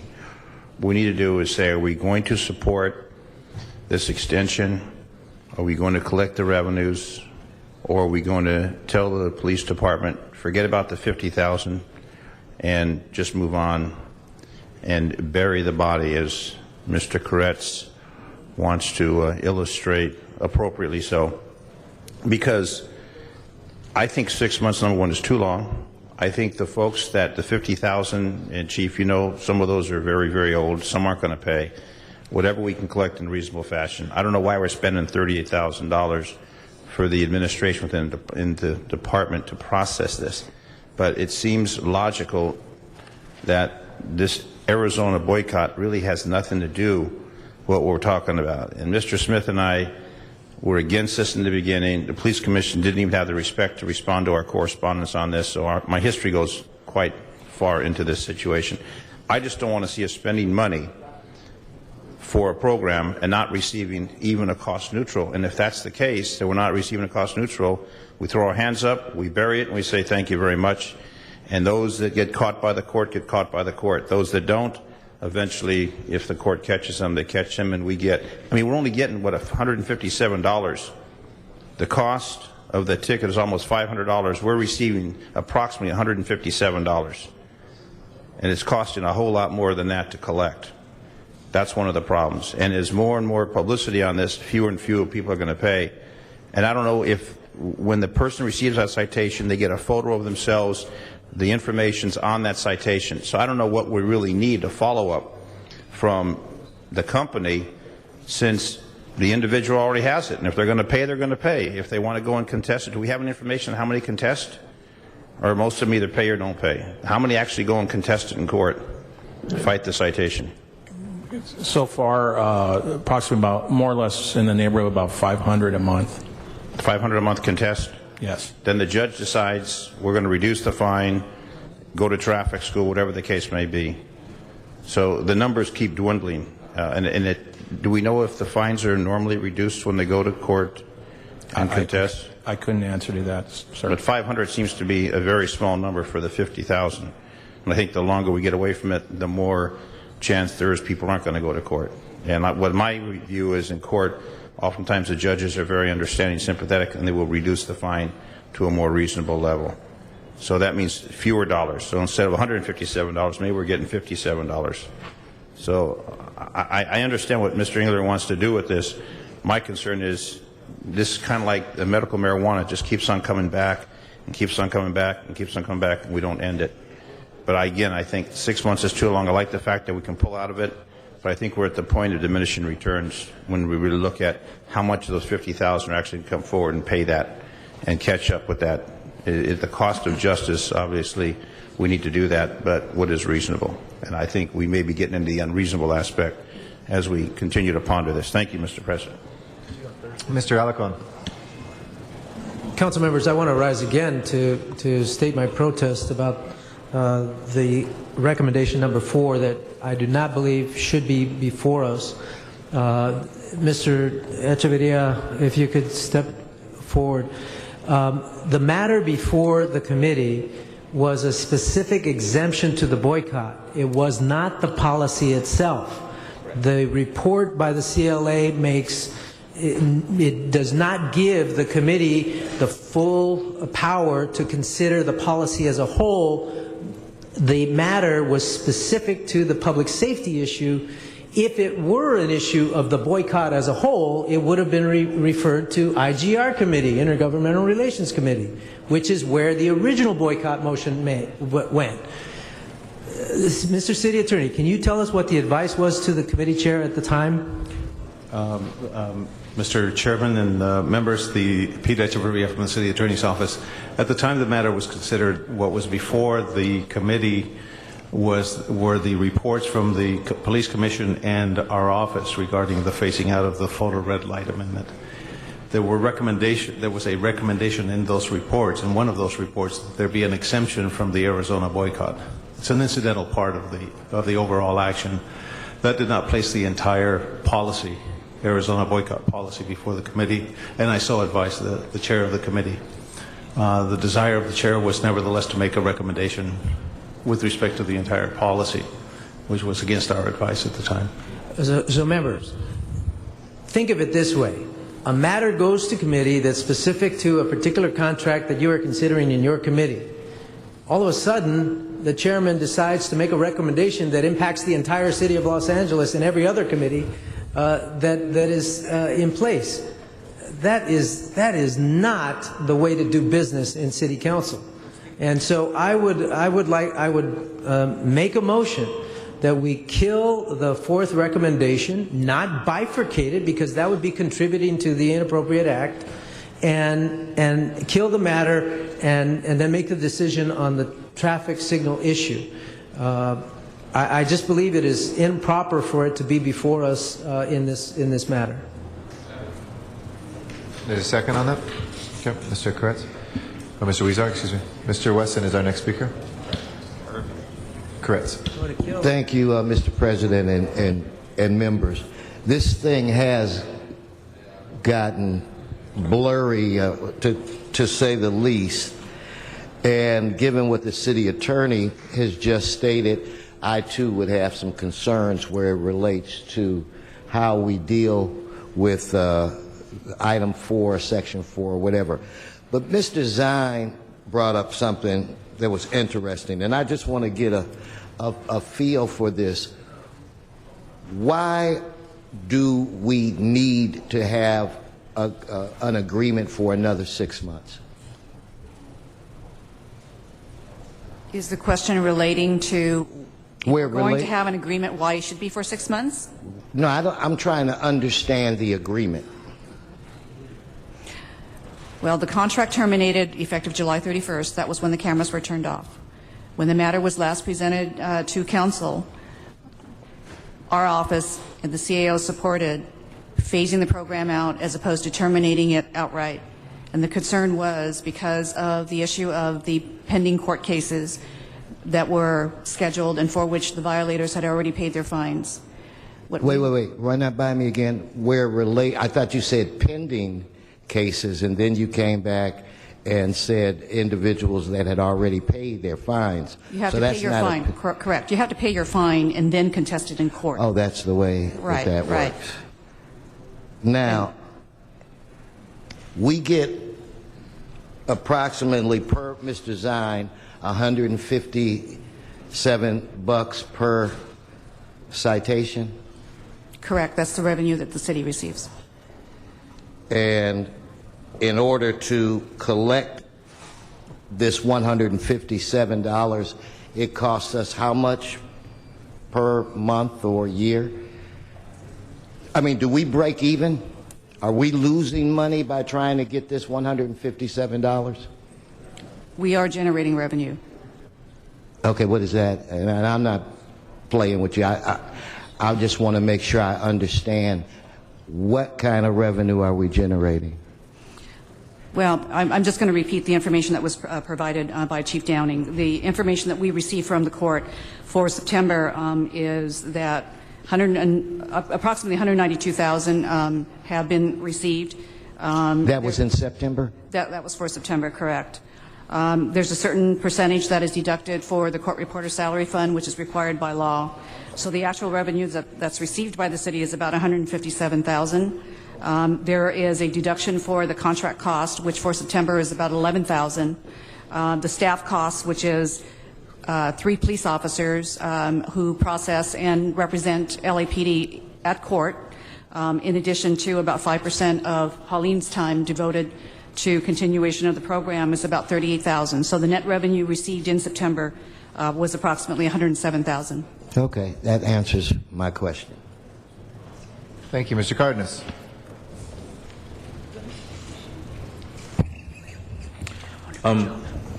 So the bottom line is, the policy decision has been made by the City of Los Angeles by a vote of this council that the red light cameras will no longer operate in this city, correct? Correct. They were turned off as of July 31st.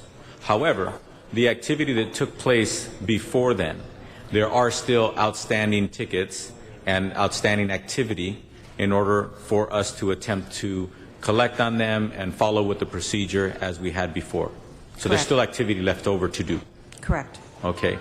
And so what's before us is to whether or not we should extend the right for this third-party corporation to follow through with those activities as they had been doing before.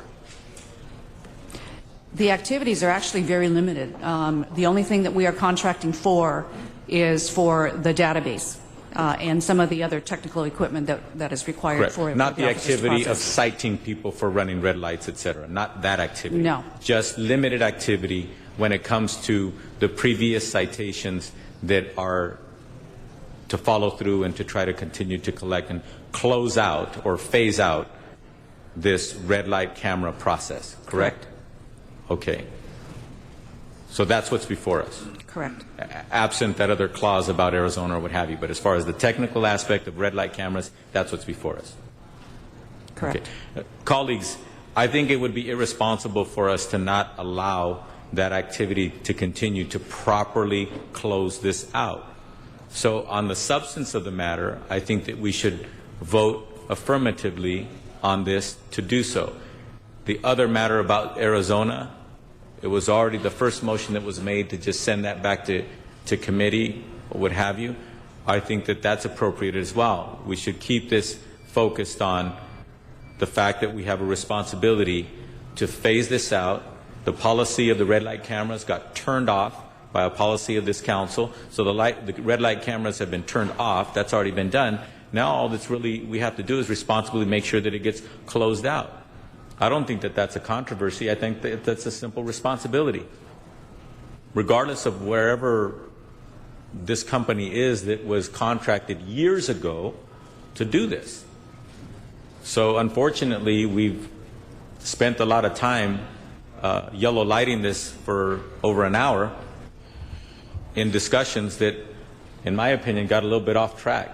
So hopefully we can get back on track and just vote and then move forward, because this is like, I think, the second or third item that we're handling today. And I think, with all due respect, I think the most appropriate thing we've done so far today is probably recognize these wonderful little kids who came here to see democracy in action. Let's get back to work. Mr. Rosendahl is our next speaker for the first time, Mr. Reyes for a second time, and Mr. Just Englander a deep for a breath third. I want to take right now. For us to continue it saves us money, costs us money. What is the financial implication of whatever we do? I want to do the least financially impactful to the city.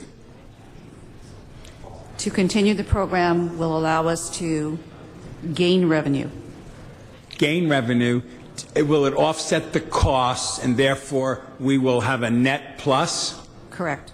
How much of a net plus are you talking about? Well, as I indicated, $107,000 for September. Okay. So how long do you want to keep it going? We agree with the Police Commission that we have to be prudent and judicious about continuing the contract. For that reason, the Police Commission instructed the staff to provide monthly revenue reports, which they will do. Okay. And when do you stop it and say it's over, we're home, we're out of here? When does that happen? If the program is no longer at least cost neutral, the Police Commission has been very vocal about not continuing the program. Okay. So if it's cost neutral, that means what? You stop? If they determine that the program is not at least cost neutral, then they will give notice to ATS that the contract will be terminated within 30 days. Okay. In the meantime, we're generating more revenue than costs. Correct. Okay. Thank you. Mr. Reyes. So hypothetically, we can go on 3 years with this contract as long as it's making money. I don't think that it's going to last that long, because the message has been conveyed to the public with respect to the lack of collections by the court. There already has been a significant decline comparing July through August. There was a decline in revenues received by the court of approximately 39%. So that's pretty precipitous decline. So we anticipate that October and November will probably be a more accurate picture as to what the revenue picture is going to be. So it could be in 2 months. Some real benchmark indicators that brings this to conclusion. Correct. So it could be that at the beginning of next year this will be done. That's what I project. If the That probably trend- I project that probably by January, the decline in revenues will be such that maintaining the program doesn't make sense. Thank you. Mr. Englander. I think we can close this out pretty quickly. Let me just a couple things. One, revisit this again, that in what Mr. Zine was concerned with, what Mr. Reyes was concerned with, that this would continue for another 6 months or 8 months or 12 months. And the fact is we can cancel this at any time within 30 days. The fact is that they're going to be monitoring this, and I think we do have a responsibility. I'd like to also address what was stated earlier by our city attorney and Mr. Alarcon, to say that that was the advice given by city attorney. First of all, we have 700 attorneys in the city attorney's office. If you ask every one of them an opinion, you oftentimes get 800 or 900 responses. I'll start with that. Number two is, we all know, as chair of a committee, if you make a recommendation or a change, this was agendized in terms of the exemption. I talked about it in context with that and asked for that exemption policy to be revisited.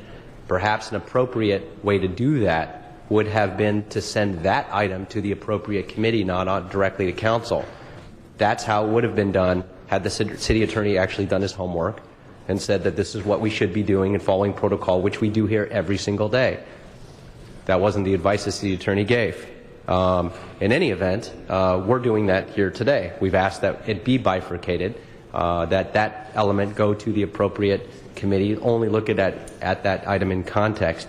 So the only thing really should be before us is the amendment, the supplemental amendment. It's not an extension of the program, to make sure that we're doing the right thing in those collections. So I wanted to close with that and just suggest that we did follow all the legal requirements, and that if you did decide and you wanted to send it back to committee, I'd be happy to just waive it out of committee and put it on the next council agenda as well as chair of that committee. Thank you. Thank you. All right. Mr. Clerk, in reverse order of the motions, if you take the last one first. Mr. President, that would bring us to the Alarcon-Koretz motion to remove recommendation number 4 from the Public Safety Committee report. Okay. Everybody clear on that? Let's go ahead and open the roll on. Was it also, just a point of clarification, is it just to remove that, Mr. Alarcon? Is it to also forward the rest? Or just to remove that? Okay. Please open the roll, close the roll, and tabulate the vote. 13 ayes. Okay, that is removed. Then we have the rest of the committee report before us. Is that correct? Mr. President, yes, that would be the committee report as amended. Also to include Mr. Park's friendly amendment requesting the CA report back to budget in regards to the impact of traffic safety fund revenue. Okay, let's go ahead and open the roll, close the roll, and tabulate the vote. 11 ayes, 2 noes. Okay. That is approved. And we'll next go on. We have both our general public comment and comments from item number 27. We're just going to take the comments on 27 and then going straight without debate on 27 yet. We'll come back to that. On to general public comment as well. Jamie Court, if you'd like to come forward. Thank you.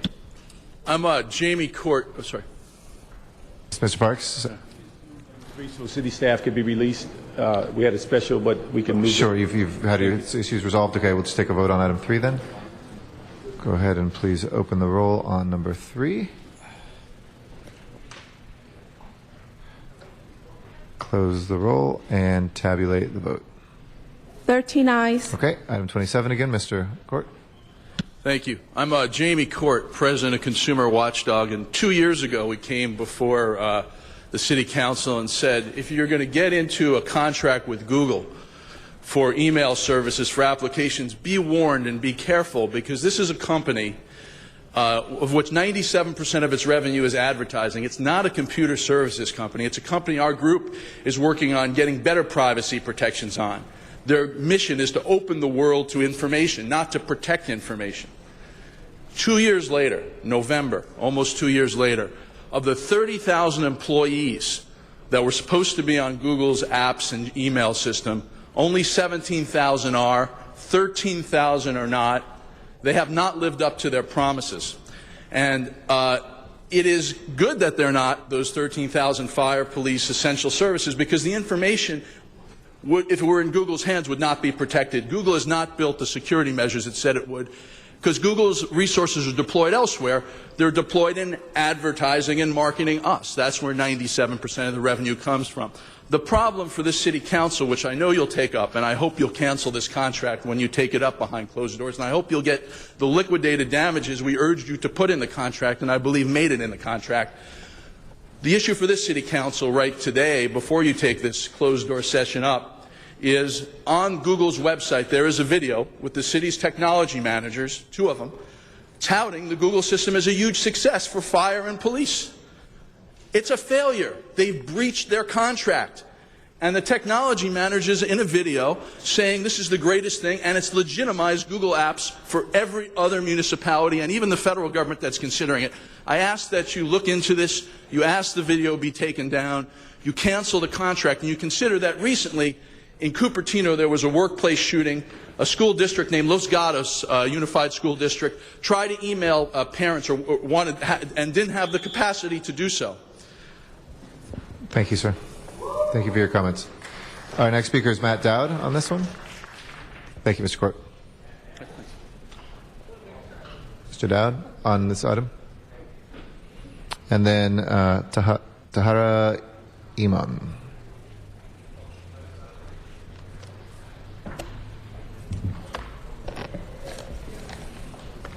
All right, thank you. Yes, just in case you haven't seen me for a while, I'm Matt Dowd. It's the anniversary of 1 year last Friday when I got a federal injunction against the City of LA for their ordinance on Venice Beach. That's why it's going to committee this afternoon.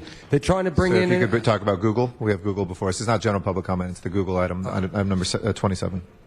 Did you fill out a card for? Why are we having general public comment? It's coming right after, as I announced a second ago. Okay. Item, I'm sorry, give me a sec. 27? Is there any other cards? Yes, there's a Tahara Iman. I thought it was, you said public. No problem. No, don't worry. I announced it. Don't worry. Tahara Iman is around? Okay, if not, we'll close for now the general public comment on 27. We'll come back to that in a moment. We'll come to general public comment, and Cheryl Eichley is our next speaker.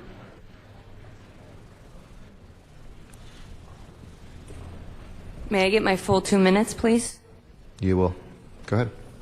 Oh, it's being reset. Thank you. My name is Cheryl Eichley, and I am here as an occupier of Los Angeles. I speak for myself because as an occupation, we only make decisions through consensus. I know you guys have a whole lot going on. The issue in front of you just previous to this was very important. It dealt with a lot of issues. I hope I could get your attention so that you can hear what I have to say. My name is Cheryl Eichley, and I thank you for your time. Mr. LaBonge is my council member, and previously Mr. Rosenthal, when I first moved to this city to finish my degree at UCLA, was my council member for many years. It's come to my attention that maybe ABC News has misrepresented something that Mr. Rosenthal, council member Rosenthal, had said in regards to we've been here too long as an occupation and that at some point we have to move, and they said something about the grass and the trees. And they also mentioned something that happened in Oakland yesterday, but they misrepresented what happened in Oakland yesterday. If you are not aware, may I have the microphone, Yeah, please? Cheryl, if you can speak further away from it, it's popping and distorting, so Okay. we'll pick it up and we'll be able to turn it up better if you take like a foot away from it instead of getting so close. Last night in Oakland, the police department was an interagency task force is what they call these things, and they came in riot gear and they threw tear gas and they shot rubber bullets at peaceful occupiers, peaceful protesters. We have the First Amendment right to speak. We have the First Amendment right to peacefully gather, and we have the First Amendment right to redress our government for grievances, to petition our government for redress of grievances. I want this council to understand these First Amendment rights. I want to thank this council for understanding these rights and for supporting us and working with us, and I appreciate your time. There's so much more I have to say, but 2 minutes just isn't enough. Please give us space to speak longer. Thank you. Our next speaker is Chris Legal. Is Chris Legal here? Okay, if not, Miriam Fogler in Van Nuys is our next speaker. Oh, sorry, Mr. Legal is coming. Ms. Fogler, if you don't mind waiting for just a second. I didn't see him back there. We'll go to you just next after that. And just a point of order, we have about, 35 cards, colleagues, so we'll get through as many as we can. We can also entertain a motion to extend beyond the 20 minutes of general public comment to maybe a minute per speaker after that, but we'll certainly give 2 minutes to the speakers who have been waiting at the top of the queue. Go ahead, sir. Thank you. I'll try to be brief, and I'll do away with the formalities, but I do want to give respect to the chair and to the people that are here. I think you have a wonderful opportunity in L.A. to set the tempo for the rest of the world. Instead of there being a violent confrontation between the protesters exercising their First Amendment right and your desire to have your home back the way it was before we came, that there's a compromise being met, that we are blending together, and that you're able to weed out those who are not exercising their First Amendment right from those who are. Because in any organization, you're going to get 10% of those who are not with the program. They're leeches, and they're here for the wrong reasons. But the people who are here, they represent the city, they represent this country, represent the world. There are people beaten down, lost their spirit. There are people who have been abused by the oppression of the systems. What are the systems? They're criminal enterprises operating within a legal structure. criminal enterprises operating within a legal structure. And they all function to wash each other's hands. But the end result is the citizens are suffering. And Milton Friedman said it best this way, that once you start destroying the family unit in any society, it's the beginning of the end. And you got to hear this. This is not just some rhetoric, like Patrick Henry saying, give me liberty or give me death. But we are at that point in history where the forefathers saw. If we go forward 50 more years, you're going to see the reality of why the Second Amendment was put into effect. And what we're trying to do is peacefully alert the people in power to avert that from happening. We saw it in Libya. Any government can be brought down if they don't listen to the people. And I say, give us an opportunity for you to listen to us, to listen to the pain. And I thank you. Miriam Fogler is our next speaker in Van Nuys. Ms. Fogler will be followed by Ms. Pearman. Go ahead, Ms. Fogler. Well, I can concur with him on many aspects. But remember, that was a government that was doing oppressive things that were more severe. We got to look at how we can make it work better inside. We need to filter out the ones that are doing the bad things. It's the people that are inside, not the system, not the government. The government that was created 230 years ago, 1776, 1783, is a fabulous system, and I think that we should retain it and just filter out the people that are doing the bad stuff. You know, I understand that they are here, and I understand how they feel. And I don't know, you need to weed out the people who are causing trouble so that, and you can keep law and order on where you're protesting there. Keep the grass nice, help the taxpayer, you know, show allegiance here. And, you know, the public is going to be backing you, and the government's going to back you up too. If you're going to help keep law and order, you know, the rule of law, you're going to be just fine. The thing is, you need to document it, and you need to have cameras rolling and to catch the bad people. And secondly, I want to let you know that the taxpayer is not going to be stuck paying for public property. The sidewalks was adjacent to the curb and the street. And this is an unlawful attempt by the city. Cut me off. Hello? Still on. Okay, you know, couldn't hear myself. Unlawful thing to try to justify that you think you can dump the streets, the sidewalks on the landlords and the homeowners. This is an egregious attempt to try to hurt us. Thank you, Miriam. Our next speaker is Donna Pearman. Is she still around? There she is. Hi. And after that will be Matt Dowd here in Council Chambers. Yeah, this is Donna Pearman. Hello.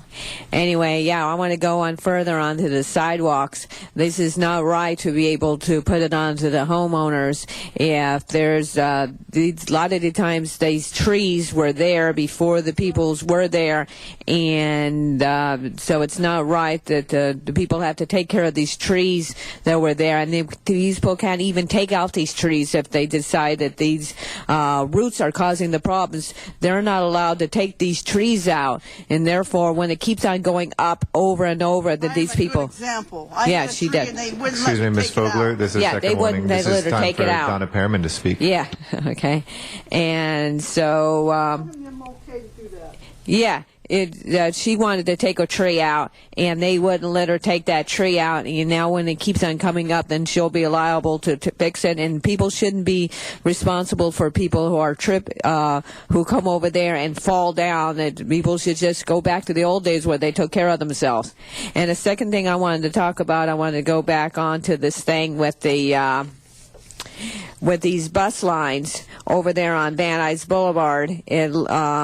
I really don't believe that there's going to be enough room on Van Nuys Boulevard for a Metro Orange line, or unfortunately I'm not sure that there's anything good for a streetcar, though I missed the red car having going up down Van Nuys Boulevard. I don't believe there's So if there indeed has to be any projects, though I'd rather see a lot more bus lines, especially the 761 that goes up down Van Nuys Boulevard. We need a lot more of them. But I guess the subway would be the second best, worst alternative. So anyway, looks like I'm running out of public comment. And let's bring back the 160. Let's not stop the 169. We need that bus line on Saticoy. Thank you, Matt Dowd. Is our next speaker back here in council chambers. He'll be followed by Arnold Sachs and John Walsh. All right, thank you. Yes, we'll take that other item up too. Now I see what that is. Very important. Okay, let me shout out to Officer Duarte over here too. He's very fair and reasonable, this officer. And that's why I'm giving him a shout out. A lot of the other ones here, they just try and get in your way for the dumbest things. Even coming in the front door, I'm like, I want third floor council chamber. Oh, what do you say? And they want me to say the Brown Act. They want me to say Brown Act. And I'm like, just give me the sticker. You know, what are you trying to do? These dumb little things getting in people's way. It's like they're trying to move this girl. She's filming over here. And they're going to move her like 2 feet or 1 foot for nothing. And that's what you do here. And that's why all these people are here. Because you just retaliation, the vindictiveness. You know, see, here's my appeals against your beach ordinance. You prosecuted me in West LA, and then they came with another one, and they wanted to hit me with a misdemeanor and put me in county jail for a year. So I filed appeals, no attorneys. I fought the convictions, and one of them I lost, and one of them I won. And here's why. Not, you know, because your attorneys made mistakes in the prosecution, like technical mistakes. So they're not, you know, you bring out these beach ordinances and you persecute all these people and you prosecute them, and most people don't know how to do the paperwork to get up to Hill Street here and get these appeals filed. So they give up and they become criminals because of you. But I've proved that your attorneys are not capable of even prosecuting things. Well, there was an undercover cop. They sent an undercover cop on me and they convicted me because I said incense is $2 a pack or 3 for $5. That's the crime. Thank you. Arnold Sachs is our next speaker. Is Mr. Sachs here? If not, John Walsh will be next then. After that is Troy Westover.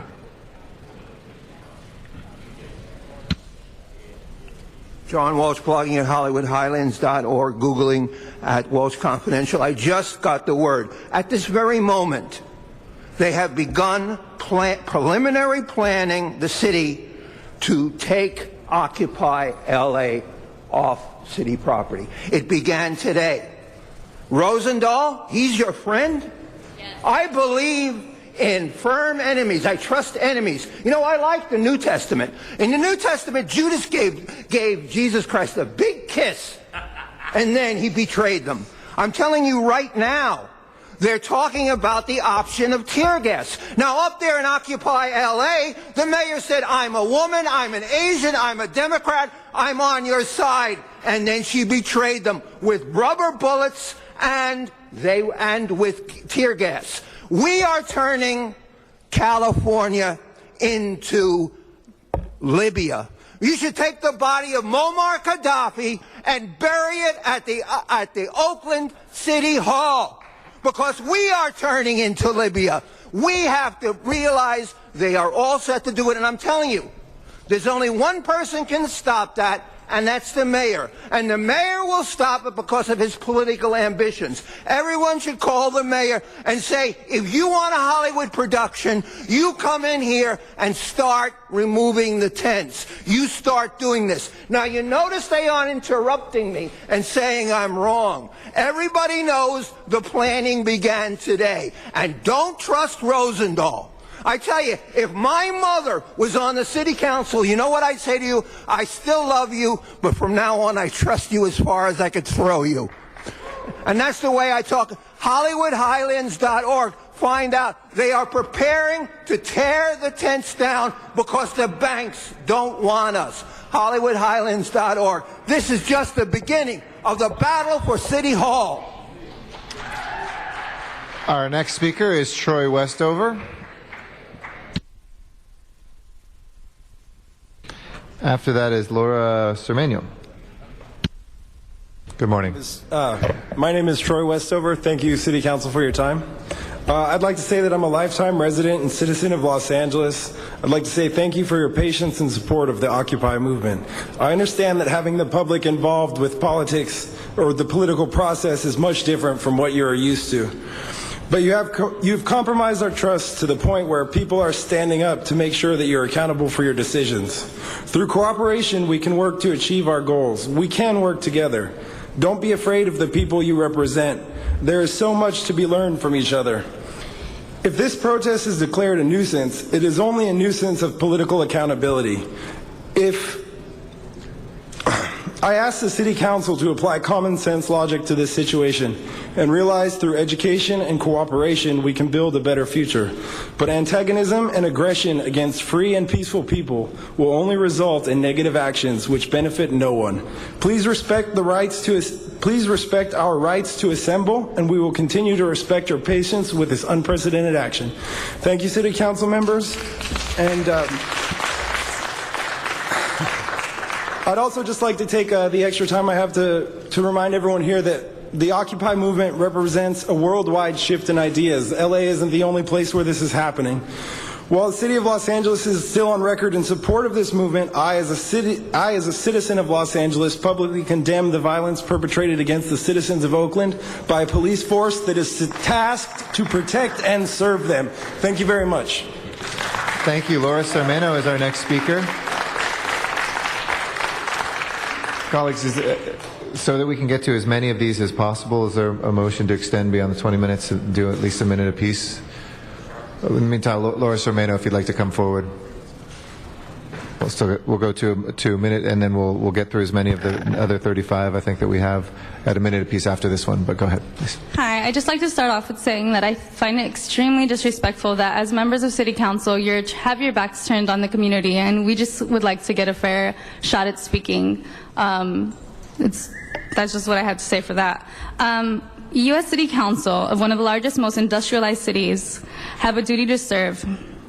The community of Los Angeles needs the support of the City Council to combat the socioeconomic and racial constraints the media and other tools the 1% utilizes to suppress the U.S. people. The people who toil in the land and punch in the numbers day in and day out. You, as representatives of LA, must adhere to our movement's demands. As a student studying for a degree virtually worthless in this crashing economy, I urge you to open your eyes and think with your hearts. Take that statement however you wish. Just know that the passionate intellect you observe ensuing outside of this building is real. Let the human parts of your being welcome the curiosity of it. If you're not with us, you're against us. Let Occupy LA be or get out of the way. Para la causa siempre. Thank you. Our next, we'll set the clock to a minute, and our next speaker is Gary Boatwright. After that will be Kami Potter. Is Gary Boatwright here? Okay, if not, is Kami Potter here? Come on forward. After that will be Michael Hunt. Hello, City Council. My name is Kami Potter. I'm good. Kami, okay. sorry. And I'm speaking for Occupy LA. I'm representing myself. The reason I'm here is because I've been all over the country and I've seen all these different occupations, and this one is one of the most sophisticated, sustainable, and organized ones that I've seen. And it's amazing. These people are going in and out. They're cleaning out the fountain. They're sweeping the ground. They're all working together. They have little communities within each other, and they really are filled with love and joy. And, you know, even though sometimes there's complications, there's always complications with every single thing. And it's hard for me, a person who wants to go to school but is worried because I don't want to enter a jobless, dying economy that is filled with jobs that are not, like, conceivably able to support my family, possibly, or anything of that. And why should I if people who have degrees that I want are living off of disability instead of, you know, because they don't want to go into jobs because they would lose money. Thank you. Thank you. Michael Hunt is our next speaker. After that is Mohammed Shalouf. Good afternoon. Good afternoon. I'm for Eric Garcetti for mayor. Okay, I got that out the way. Ninth Circuit winner for the First Amendment rights for the people. We got another 4215 that's coming up, which is equally unconstitutional. My attorney wrote letters and notes to Lori Ritzenberg, who forgot to give them to the city council chamber and the city members of the 11th district. We are prepared to sue you guys again. Let me tell you guys, your check is very good with me. That $500,000 came in very handy. I'm looking for my second $500,000. If you guys don't pay attention, but I'd rather consult with you guys and really just take it easy and save the tax people's money on the First Amendment. The city should get out the First Amendment rights. They should leave Venice Beach alone. They should go ahead and pay the first 2 cases that's still pending before they start another case and get sued again. But as a First Amendment expert, a winner in the 9th Circuit, triple platinum, baby. Our next speaker is Mohammed Shalouf. Not here, then France Pierre. France Pierre here? If not, Joshua Taylor? Joshua Taylor, no. How about Clark Davis? Is Clark Davis here? If not, is Joan Donovan? There we go. Good afternoon. Joan Donovan, District 5. Could you just move the microphone down so we can hear you a little bit? Thank you. Will do. Okay, I'm representing myself, but I've been working with Occupy LA, and I believe that we've gathered here for the purpose of generating a dialogue on the current social, political, and environmental and financial crisis caused by the intimate connection between large private corporations, the media, and representative government. The goal of this dialogue is to create alternative forms of political speech with the intended outcome of maximizing human equality and freedom internationally. I am very alarmed by what I read in the paper. I was very pleased to see the resolution that you issued, but the paper is reporting that you are stating that it's going to cost anywhere between $50,000 to $400,000 to fix the lawn and $58 million for you to do the Responsible Banking Initiative. You should rename that the Responsible Governing Initiative. You should not be trying to curry the public opinion against us. I see this as a tactic, and it's just as brutal as trying to shut down the food tent by the health department. Thank you. Stephen Spicer? Excuse me if I got that wrong. And then after that is Josh, looks like Puma or Duma maybe? Ladies and gentlemen, we need you. Now is the time when you can be most effective. We're on your lawn when you come to work. We're on your lawn when you leave from work. Some people are on the lawn going to work. There's libraries. There's 4 foot distance between most of the tents so that seniors and or people in wheelchairs can get through. There's a daycare with a bunch of kids who I'm sure they're highly allergic to tear gas. I don't assume that anyone breathing oxygen would send armed troops downstairs to your neighbors who live and represent your city, but just in case anyone thinks this way, make no mistake, we're occupying LA. Make no mistake, we're not going to be felons. We're not going here to fight you. We're also going to be nonviolent, and we will be here. So work with us like we would want to work with you, and we need your help right now. Thank you very much. Thank you. Our next speaker, sorry if I can't quite read. It's Josh, and it's either Duma or Puma. Excuse me. Forgive me. And after that is James Knox Davies. I've been coming to Los Angeles most of my life. I wasn't born here. But what I've seen since I've got here is pretty amazing. Having, been at home and watched, riots and civil disobedience on a much different scale, and having watched this city tear itself apart, and having spent many years living here while going to school, what I've seen is one of the most impressive demonstrations of civic unity that you could probably find if you looked anywhere all over the world, especially considering the unique problems that are inherent to life in the city of Los Angeles.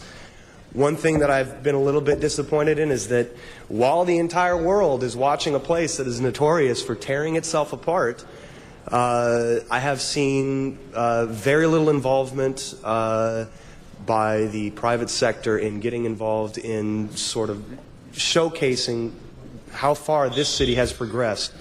You know, as far as the protesters and the concerns, every concern that the people of this council have is shared by the people within Occupy Los Angeles on whatever level. And I hope sincerely that there's going to be an effective dialogue to address these issues and give the people of Occupy LA a chance to take a hold of the reins and make sure that they correct the problem. James Knox Davies is our next speaker. Thank you. And after that is Jorge Moreno. Hello, everybody. City Council. Hi, my name is James Knox Davies. The reason I came out here is because of all the Occupy movements we've seen around the globe. We've had a really terrific relationship with law enforcement. I mean, we haven't been a victim of police brutality pretty much at all, as far as I know. And I think that at least in part has to do with the endorsement we received from, like you guys, from the mayor and city council and all that. If we lost that endorsement, I don't think that means that we're going to go home. I don't think that means anything like that. It does mean, though, that we're more likely to be a victim of that police brutality. So for that reason, I'm asking you guys to help us out with that. Thank you. Thank you. Jorge Moreno is our next speaker. After Mr. Moreno will be Maximilian Villa. Good afternoon. Hola, ¿cómo están todos? ¿Todo bien? ¿O puras mentiras? Espero que no.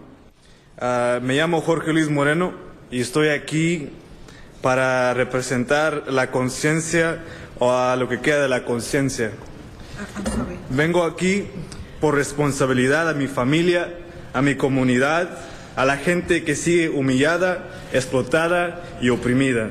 Good morning. How are you doing today? I hope everything is fine. My name is Jorge Luis Moreno, and I am here. I'm representing the conscience and of whatever is left.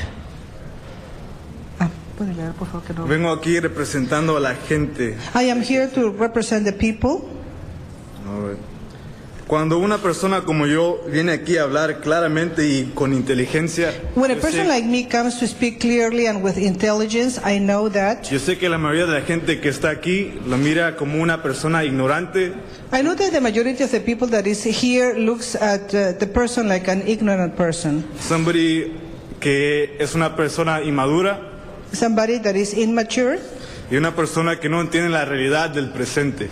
And a person that doesn't understand the reality of the present. Y sí estoy frustrado, pero vengo aquí con orgullo de representar a lo que está pasando el movimiento de Los Ángeles y movimiento en otros estados y en otros países. I do feel frustrated, but I am here to represent the movement in Los Angeles and the movement that is going in other cities also. Y quiero que esté muy claro que yo no estoy aquí para ganarme sus amistades. I want to clarify that I am not here to become your friend. O para ganar su confianza. Or to get your trust. O para hacerles sentirse a gusto. Or to feel comfortable. Porque eso no me importa. La realidad es que ya hay muchas falsas promesas. I don't care about that because the reality is that there is a lot of false promises. Y palabras sin acciones. And words without actions.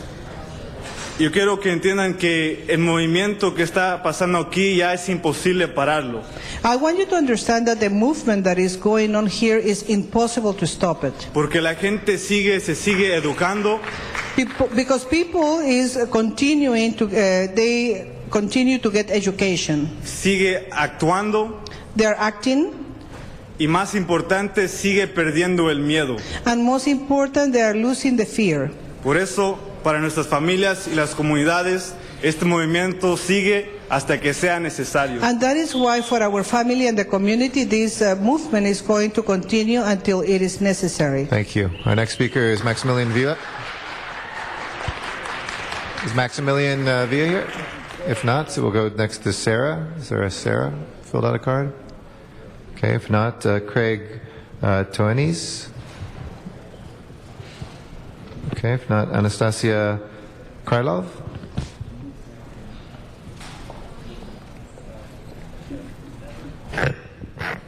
Good afternoon, ladies and gentlemen. My name is Anastasia, and I'm here as a member of Occupy Los Angeles. As you all know, the Occupy movement has been spreading across the globe, and what started out as simply a protest and an exercise of First Amendment right has quickly turned into so much more. And I wanted to thank the City Council for its support. And I wanted to invite personally every single member of the City Council, every single individual who can hear me right now, to please come join us. Look at the society that we are creating.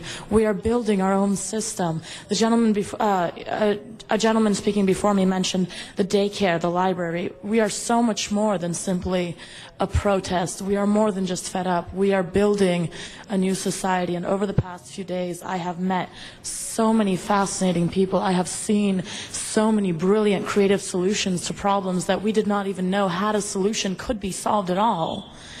And I ask you to join us now, please. Thank you for your comments. Regina Quetzal. After that will be Joe Briones. Good afternoon. I'm requesting 2 minutes, please. We have to stick to a minute just for the rest to try to get as many people in as possible. But My name is Regina Quetzal, and I am with Occupy LA, but I am with the Indigenous Peoples Committee, and we are here on the lawn, and I represent millions of people who have been here, and the first people of conservation. I just wanted to talk about the misappropriation of media and the mainstream media, and we went to Clear Channel, and we had seen a mock office, and they did not allow us to have our first exercise our rights to the FCC codes that allow us access to public information. So I just wanted to tell you that the misinformation and misappropriation in media is through radio and through television, media, all media. Also, I wanted to tell you that we have, as the Indigenous Peoples Committee representing the tribal councils, federally recognized and unrecognized, but that we are here and we bring a legal presence that's going to be here for long after Occupy is gone through the sovereign nation. So I welcome you to be here. And also, we're still here, and we'd like to introduce that federal complaint under the RICO Act and the negligence of the Department of Justice. Thank you. Joe Briones is our next speaker. Is Joe Briones here? If not, is Emily Francis here? After Emily Francis will be Kwasi Nkrumah. Hi. I just want to say that the grass is really a non-issue because I personally know about 50 hippies that will be willing to come do it for free after everyone is gone. The Rainbow Family, if you guys aren't familiar with the Rainbow Family, it's basically a gathering of 10,000 people a year, and they go around and basically clean. So the grass is a non-issue because there are many people who would volunteer their time to clean up after City Hall. And actually, I don't really understand if this grass even grows naturally here. I think that as a society that pumps millions of chemicals into the atmosphere, I think you can have, this little span for a revolution. I think it's a non-issue, and I think it clouds it. Thank you. All right, next speaker is Kwasi Nkrumah. After that is Dalesy Casasola. Yes, I'm Kwasi Nkrumah with Occupy LA, also with Occupy the Hood, which is a special grouping within Occupy LA that seeks to build this movement community-wide, not just at City Hall. Again, I want to thank our City Council for supporting the right of citizens to exercise their First Amendment rights, et cetera, et cetera. And we look to cooperate with you as much as possible in this effort because we're looking for solutions to the problems that plague our community. On the other hand, I want to go on record.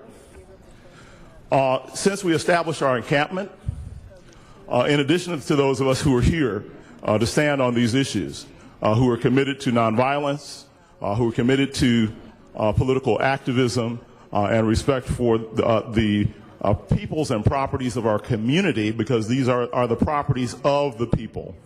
Our camp has in fact attracted a number of people who are not here for our purposes, and we are fully cognizant of that.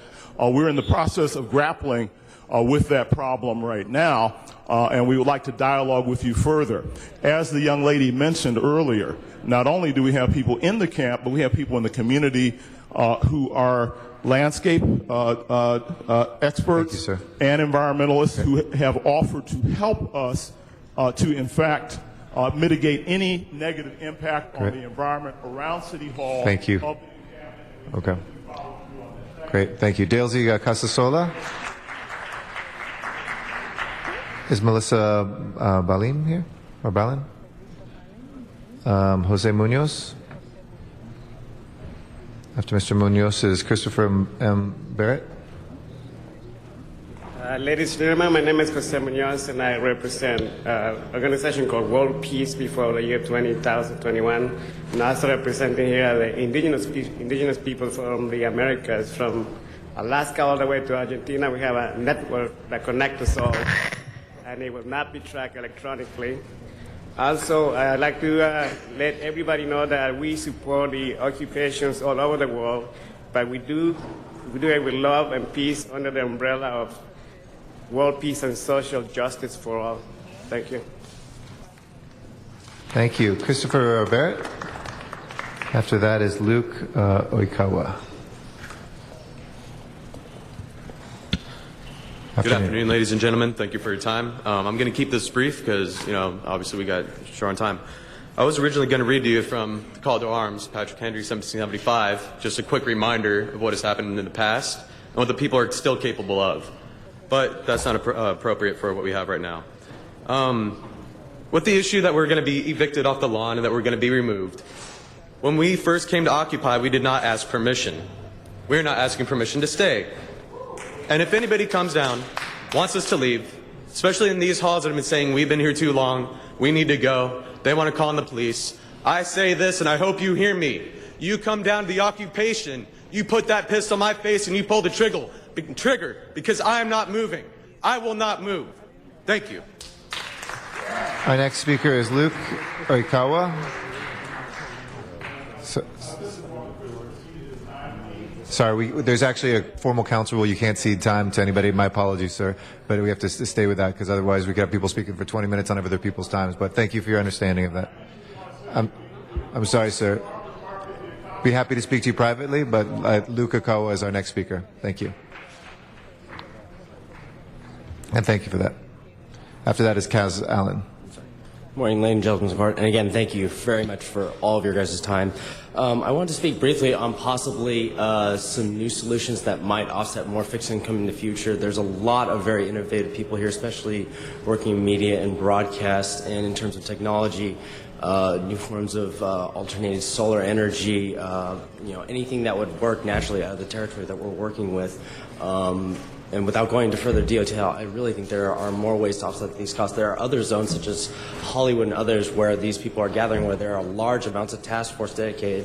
Some of you might even be familiar with the narcotics investigational houses that have to be run in Hollywood that are managing large amounts of destructive behavior that could be much more largely managed in more neutral territories. I know in downtown LA on 3rd and Main, they're allowing the bars to run late simply because it's an easier way to keep the drunk population together. So more on that later. I really think there are some ways to help the city and state make a little bit more money to help offset our time here. Thank you. Kaz Allen is our next speaker. After that is Carlos Marroquin. Hello, my name is Kaz Allen, and first I'd like to point out to the gentleman right there, yes, the media is going to chop up your stuff, but they chop all of our stuff up and no one supports us here. So on another note about evicting us off the lawn, we are going to stay here permanently until things are changed. So when the movement grows, and it will grow, and you will get sick and tired of us, we're going to be expanding. So there's condemned warehouses, we'll take them. There's solar panels, we don't need to live on the grid. So with or without you guys, we're going to be here. So if you want to be the one city in the U.S. that is a stronghold for change, be it. But if you don't get in the way, because we'll just keep on coming back. Brutalize us, shoot us, tear gas us, but we're going to stay here. That's all. Carlos Marroquin is our next speaker. After that is Alifa Ali. Good afternoon. My name is Carlos Marroquin. I'm a U.S. veteran, a father of 4, and a 27-year postal employee. I'm here representing myself and victimized homeowners that have continued to feel the abuses by the largest financial institutions in the world. The foreclosures, the modifications continue to be a burden upon the city and upon the citizens of this city.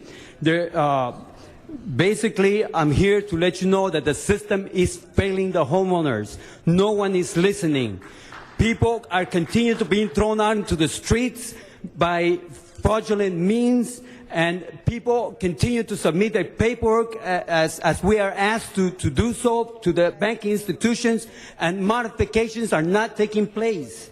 The people are hurting, and this is why I'm occupying, and I'm planning to be here representing every victimized homeowner from the city of Los Angeles. Our next speaker is Alifa Ali.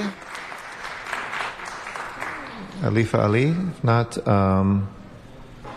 Stevie's World. Away from Stevie's World. And then Kim Neverman will follow. I need a full 2 minutes. This is a public notification to the city attorney and to the police department.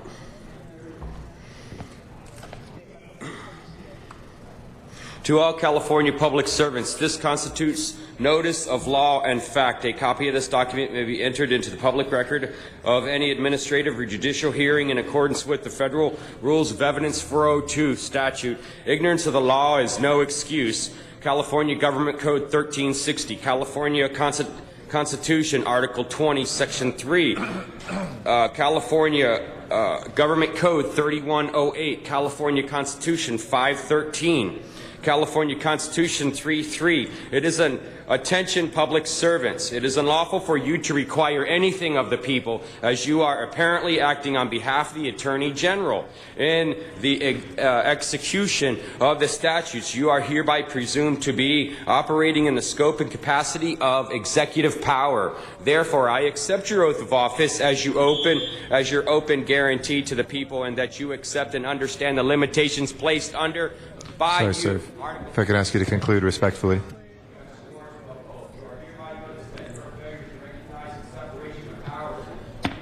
Sorry, sir. If I can ask you again, just respectfully, to please close. I know. I'm sorry, sir. We already had a motion. We don't have 2 minutes per speaker. Our next speaker is Kim Neverman. Sir, I'm sorry. My apologies. Sorry, sir. Thank you. If I can ask Kim Neverman to please speak. Thank you. Excuse me, sir. If you can please clear the aisle for Mr. Neverman. Thank you. Mr. Neverman is your next speaker. Thank you. About that. Good afternoon. What I heard this morning about tore my heart apart. I am a veteran. When I hear of veterans being shot in the face by police with rubber bullets, that's appalling. I hope LAPD don't result or end up stooping that low. Sir, if you step back a little bit, we're pausing your time. We can hear you better, I promise you, and it will pop less. Okay, what we're doing within the next night or two, we are passing a proposal adopting the New York Occupy Wall Street's Good Neighbor policy, which is going to include all the elements that may have been expressed about wrongdoers. That proposition will probably be passed, if not tonight, by tomorrow night at our General Assembly. If you want to see proof of that, we invite you to our General Assemblies tonight and tomorrow night from 7:30 till 10. I thank you for your support in letting us come here. We have that right, and please don't stab us in the back like you did in July of 2010. Thank you. We could find the windscreen. I think it's somewhere there. Candace Graham is our last speaker. Is Candace Graham here? 1 minute. Thank you for having me. It's a rare opportunity to sit in front of City Council. Hopefully, I'll be one of you. My name is Candace Graham. I'm running for City Council in CD 15. I think it's miraculous and beautiful that you guys have allowed Occupy LA and the people to voice their opinion. I think that it's more than wonderful. Democracy stands for the people. That's a Greek word, and you guys have stood up for the people. I think that sometimes it takes a little bit of a shaking for us to really figure out exactly what's happening. We can't reach everybody and their needs, but sometimes when they stand up in front of us like Occupy LA has done, then we can see exactly what's happening. We know that there's something that's wrong and it hasn't been addressed. So let's try to address it. And yes, I'm here. And I'm not going away whether voted for or not. Take care. Thank God you. bless. Thank you, Elizabeth. Do you want to come forward? Yeah, I know you were out. Sorry, behind you. The next woman who's speaking, Elizabeth. Thank you. Thank you, esteemed members of the council and citizens of Los Angeles. I'm Melissa Ballin. I'm a filmmaker and a member of the freelance media. We really appreciate the unanimous voting of Resolution 33 to support the occupation. There are some very real issues with media spin and being able to cover this in a positive light. One of the things that we're doing to promote that we would invite City Council and all citizens of Los Angeles to participate in is the first open dialogue this Tuesday, 6:30 a.m. to 8 a.m. at the very lovely restaurant LA Reflection. We'd like to invite a member, city official. We'll have also a celebrity there, and hopefully we're dealing with Chief Beck's office to have a representative from the LAPD so that we can encourage positive, open dialogue and a free cup of coffee and a complimentary breakfast. So please, it's open to all 100% of Los Angeles. Thank you. Stay occupied. Thank you. That will close our general public comment. If we can go to the next items that are called special today. Thank you all very much for your patience. Mr. President, that brings us to item number 10, called Special for Cards. Okay, item number 10 is next, and we have a card from the public on item 10. John Walsh, if you'd like to come forward on item number 10. Is Mr. Walsh here? There he is.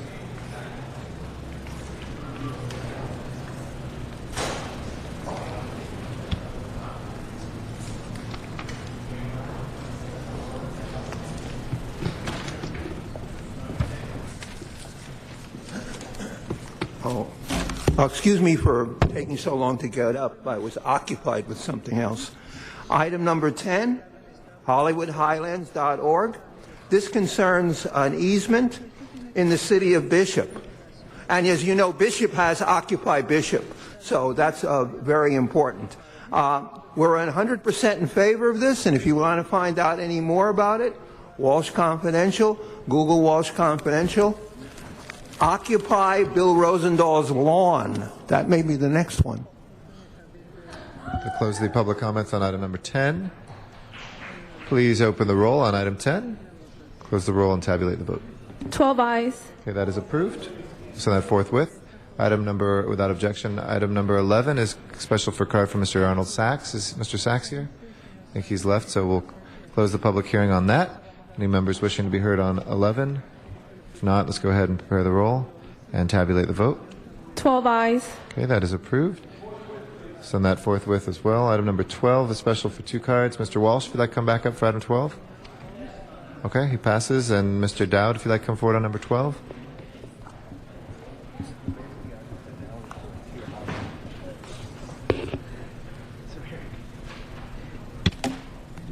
Yes, a couple of comments on this one. First of all, it's Constellation Boulevard and Century Park West, right near my attorney's office on Century Park East.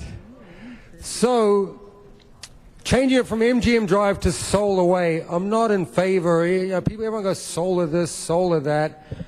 Just look at the federal government's business with those solar power companies, Solyndra, and hundreds of millions of dollars, and you guys are tipping money down that same hole when the rest of the undeveloped world is chugging out carbon like you wouldn't believe.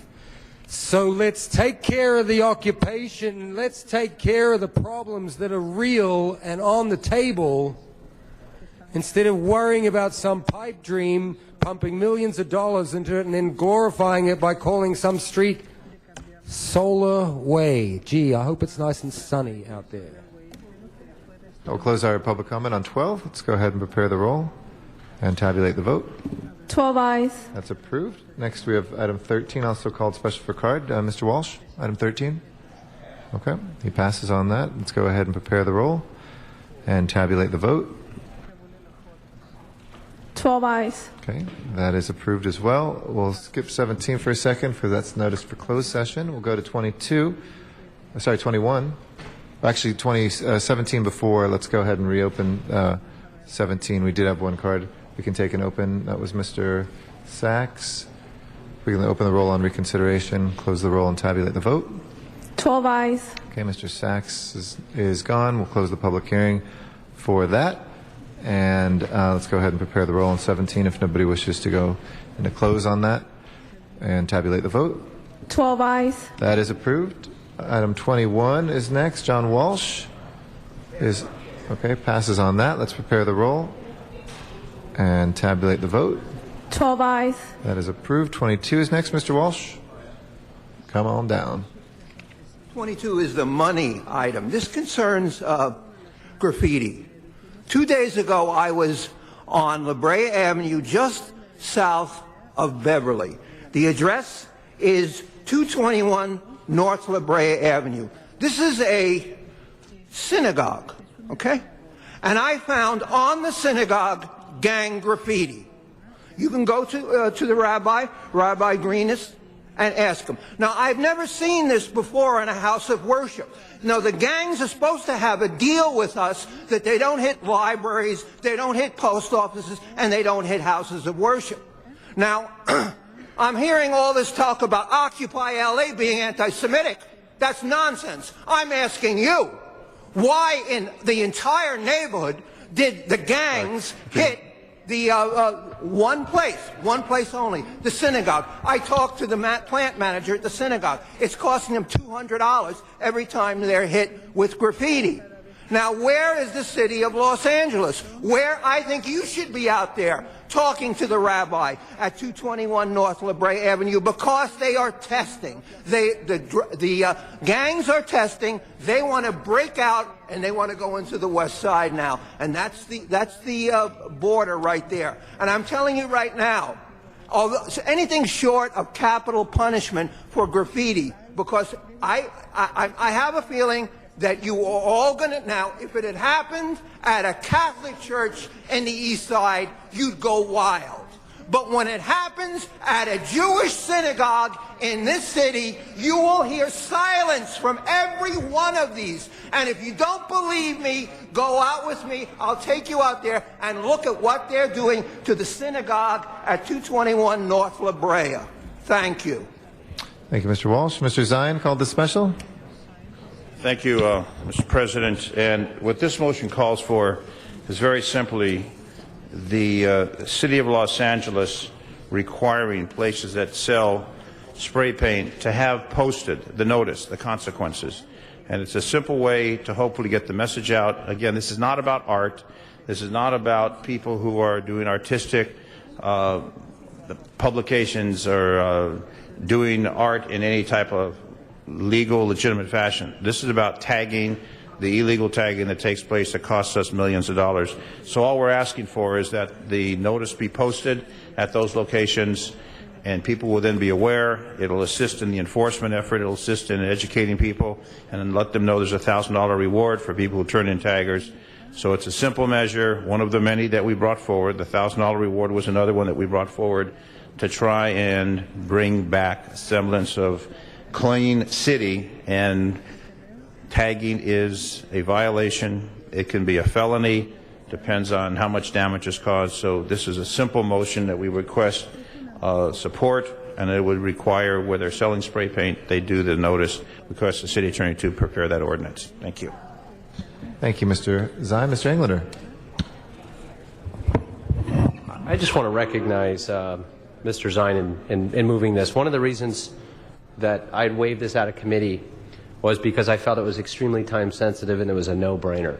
Oftentimes we're finding more and more graffiti in our community, and we go down to the sites and the locations of the graffiti, and we trace the cans back directly to the retailers in the community, and we go talk to them, and we've asked them to post signs.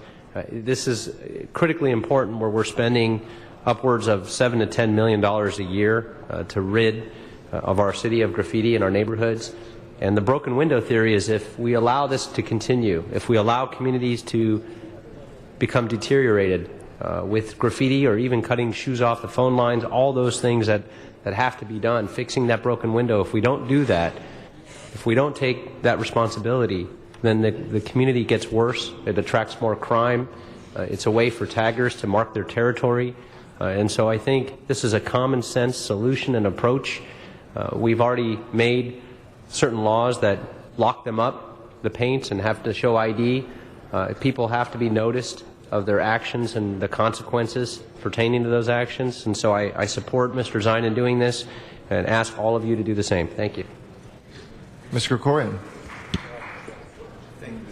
Thank you, Mr. President. I also want to recognize Mr. Zine for trying to take a step against one of the great scourges that we face in the city, and I'm eager to support every practical way that we can do to address that problem. And so I'm happy to support this motion today. But when it comes back, I think it's important before we consider passage of an ordinance like this that we also consider what cost is this going to impose on small businesses throughout our city. It's an important step that I'm sure we all support, the idea of trying to fight against graffiti, but at the same time, every regulation and requirement that we layer on to businesses throughout our city, every one of those is for a good purpose, but their cumulative effect sometimes does become burdensome for businesses that are struggling to get by, especially in a difficult environment. So I would just ask Mr. Zine that when it comes back, let's take a look at the cost element of that before we move forward with the actual ordinance. But I'm eager to see what the city attorney brings back to us. Thank you, Mr. Cardenas. Thank you very much, Councilmember Zine, for working on this issue. As many of us work on many issues from different aspects, but certainly when it comes to requiring that information be disseminated, especially information about laws and consequences if people break those laws, is very important as well. So this is, on the face of it, this is actually something that's very good. But also, what I would like to do is thank Councilmember Krikorian for reminding us that whenever we write motions, whether they're really good motions or not, we need to make sure that we get the details right. For example, when it comes to enforcement, I was just sharing a few comments with my colleague here, Mitch Englander, who's a reserve officer and spoke on this matter. He mentioned to me that LAPD officers, for example, senior lead officers, actually visit some of these retailers where they sell spray paint, which is appropriate. But the question is, who's going to have jurisdiction of enforcing it? It's one thing for us to assume that there's a default enforcement that is going to fall into place beautifully, but it's another thing for us to also delineate who else does or doesn't have enforcement responsibilities. What if somebody grabs somebody who happens to be walking by a store and somebody says, hey, they don't have a sign in there, and it's a person that works for building and safety? Does that person have jurisdiction to enforce? Is it inherent? Is it not? So we need to at least have the dialogue to straighten that out so we understand that, or perhaps in the language it delineates specifically who inherently has that enforcement responsibility and reiterate that, and or make sure that we clarify who does or doesn't have that enforcement responsibility. In addition to that, I'd like to also point out that not every person who buys spray paint is an illegal tagger, and the fact of the matter is there's a lot of artists in this city, young and old, who actually responsibly use that as one of their mediums for art, whether it's on a canvas or whether it's on a permitted facility, etc. So I just wanted to make sure that we don't think that people who buy spray paint, especially if they look young, you have to be 18 period in order to legally buy spray paint in this city. But even if they look young, it doesn't mean that they're somebody who's illegally tagging on people's walls or on public property. Thank you. Thank you, Mr. Koretz. Mr. President, I just wanted to recognize Mr. Zine as well for doing something that I think is important for the entire city of Los Angeles. Some people think that West Los Angeles is not victimized by graffiti, but that's far from the truth. I've seen graffiti on every type of building. I've seen graffiti on synagogues. I've seen graffiti on churches. We're no different than the rest of the city. There's an aggressive effort to paint it out. quickly so that more tagging doesn't take hold, but this is a problem everywhere. And I haven't seen that gang members and taggers have any particular respect for institutions, that they aren't tagging libraries, that they aren't tagging synagogues. I think the important thing is that we find ways to stop it and we act quickly and paint it out as quickly as possible so it doesn't take hold. And I think a measure like this will go a long way in the right direction. So once again, thank you, Councilmember Zine, for moving this forward. Thank you, Mr. Zine. Just wanted to add that the Office of Community Beautification spent $7.1 million. And in the ordinance, and Mr. Krikorian, thank you for the information, we can see if the Office of Beautification, through that $7.1 million, can find the dollars to print the signs up, and that we could then distribute those signs. And as far as enforcement goes, Building and Safety is the primary agency for enforcement. We had a major retailer in my district that wasn't locking up under the current ordinance. They were not locking up the spray paint. It became a problem. We took the community posse in the community. They went out and we reported that. This major retailer got fined. The city attorney prosecuted. They now lock it up, and then they had to donate graffiti removal equipment to Valley Alliance. So people will report it once they know about it. This retailer now locks it. It is now in compliance. There is a long-term city ordinance. You must lock up spray paint and the etching materials. I think most retailers now have that message. But again, this is not about art. This is about graffiti and the people who are tagging citywide and destroying communities, whether it be a freeway overpass or a mailbox. So the sign issue is of concern. We don't want to inconvenience and cause more expense to the retailers. So maybe Office of Beautification come up with something that works. And again, the enforcement that we've found is Building and Safety through the senior lead. They can do it. Basically, the police department has the authority. Senior leads can do that through their enforcement effort, and the Building and Safety Department has been very helpful, at least in my district, when we had places that weren't complying with the lockup of the paint. Thank you. Thank you. That is our last speaker from the council. Let's go ahead and open the roll, close the roll, and tabulate the 12 ayes. I almost said tabulate the tags, but I meant to vote. That is approved. Next item, please, called special. Item 24, called special for cards. Okay, item 24 is next. And Mr. Walsh, item 24.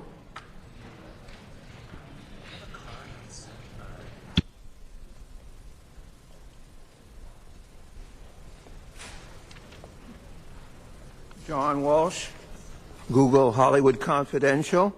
I live in Hollywood since 1976, 4 blocks from the Hollywood Public Library, and in those 35 years, I've never seen a single graffiti on our neighborhood. Yeah, okay, so, I've never seen it on a church either. On item 24, this is more alcohol. Your answer to everything is more alcohol sales. A CVS pharmacy, it's called a pharmacy. So what do they go in there? To get your Antabuse. You know what Antabuse is? It's a prescription drug for alcoholics that make so they become sick when they drink. So they can go to CVS pharmacy. There are more liquor licenses per square mile in the city of Los Angeles than any other city in the world. Okay? And this is going to sail through without any because it's a necessity. It's convenience. You want to be sure that when the gang graffiti people show up on La Brea to target one specific synagogue, that they can buy as much alcohol as they want. And I'm telling you, west of La Brea, the incidences of graffiti are about 0.5% of what they are now. And if you don't believe it, you go to the synagogue right now. Tolerance for gangsters. Mr. President, he's not talking about this matter. We'll close public comment on this item. If we can please prepare the roll and tabulate the vote. 12 ayes. That is approved. Next item called special, please. That brings us to item 26, called special for cards. Okay, if we can reconsider 20, or do we have 26 already called special? Okay, Yes. It was Arnold Sachs, who I think has left. So for the record, we'll close the public hearing. And if we can take a vote, please prepare the roll and tabulate the vote. 12 ayes. Okay, that is approved. Next, I believe we have the closed. Oh, no, we have one more. One more, sir. Item 27, called special for cards, and by Councilmember Zine. Okay. Actually, don't have a card on 27. It might have been the 26th one. Anybody wish to be heard on 27 from the public? If not, Okay, there's nobody here. Let the record reflect. Oh, yeah, that's right. I'm sorry. We did do 27 earlier. Thank you. We'll recognize I want to make sure this goes in the right protocol. The chair, it's Mr. Zine. Real simple on this. It's a matter regarding the Google contract with the city, regarding the computers and group-wise, et cetera. Consulted with the different representatives, and what we plan to do is bring this back next week in closed session. There was some articles regarding the Google contract and some of the issues. So what we want to do is bring this to closed session next week, and that was what the item number 27 we can discuss in detail next week in closed session in regards contracts, et cetera, with Google and the operation of our computer network. So that would be the move. To continue it to continue next week to the closed session. I think it's next Tuesday. It's scheduled to come to closed session next Tuesday. Is that correct? It's scheduled for next. It's supposed to be scheduled for next Tuesday for closed session. So that's the request, that we continue it till next Tuesday in closed session. If I could, Yes, Mr. City Attorney, what's your opinion about this? perhaps what would be better is that if this item is acted on so that we could get our instructions and, Okay. and also ask the clerk to place this matter on a closed session agenda on a date certain next week, and we could provide the appropriate closed session language. All right, so let's do that. Mr. City Attorney, you said exactly what I was thinking. There should be a second. Mr. Clerk, you have that? There should be a second to what I said. All right, someone will second it. Mr. Correct seconds. Thank you. All right, so we're moving to, we will work to agendize this in closed session appropriately next week. Thank you. That would be Tuesday, November 1, sir. So All we right, vote on on the that 1st now? of November. Yeah. So we vote on that now? Tuesday's a very long day, just So as a let's heads make up it to everybody Monday. Whatever's- already before we put this on. Whatever's convenient. Okay. Wednesday, November 2? Yeah, let's do it in Wednesday's closed session, which will be normal. Mr. Cardin said okay? Okay. Sounds So- good. So we vote? All right. Thank you. That's without objection. Continue till then. Thank you, Mr. Zion. You can have a seat now. Thank you. All right. Next item, please. That brings us to 30 and 31, those matters scheduled for closed session. All right, so let's go ahead and clear the room for a closed session. In accordance with California state law, we will now take up items that are of a legal nature and confer with our city attorney. If there's any actions that require public vote as well, we will do that shortly thereafter. If we can clear the council chambers, and we'll be back in session after that is done. Thank you.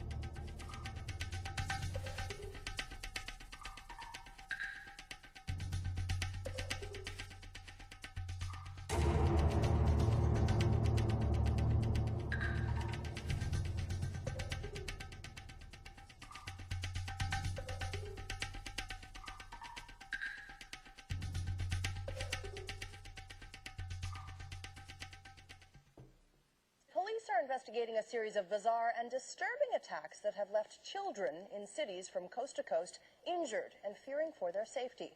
As Global's Anna Gabauer tells us, the young victims were targeted simply because of the color of their hair.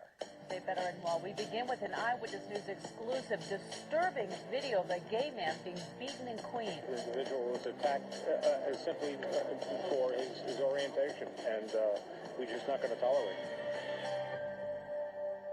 The word hate is just unexcusable. It's a word that shouldn't be used, and to hate somebody for the color of their skin is just not right. It creates fear among all of the community members. I think it's wrong how people discriminate against others just because of the way they prefer people, as in gays or just their skin color. It's wrong, and something needs to be done. A hate crime is any criminal act directed against a person based on the victim's actual or perceived nationality, religion, sexual orientation, disability, gender, and especially race. Examples of hate crimes include acts which result in injury even if the injury is slight, threats of violence that look like they can be carried out, acts which result in property damage, any criminal act or attempted criminal act, including property damage directed against public or private agencies. The suspect can spend up to 1 year in jail, and if it's a felony, it could either be between 2 and 4 years for a prison sentence. If you believe a hate crime has occurred or will occur, you are very much encouraged to contact the Los Angeles Police Department or the We Tip hotline. Public cooperation is often essential in solving hate crimes. We Tip hotline, 909-987-5005.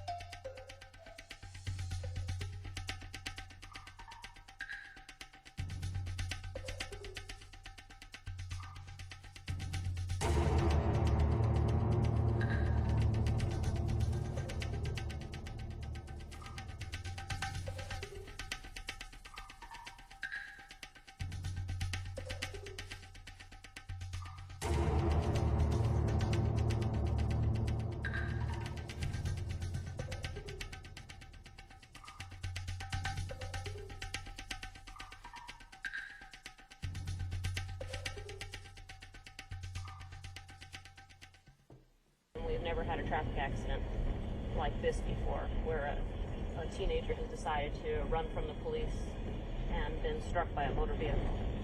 5859 TF 5060, watch 3. 5060,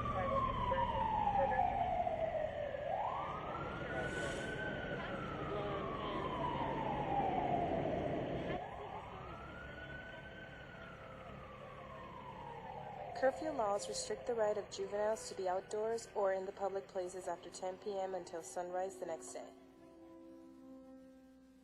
Such laws aim to establish a safer community and to better protect people from becoming victims of crimes or becoming involved in a crime.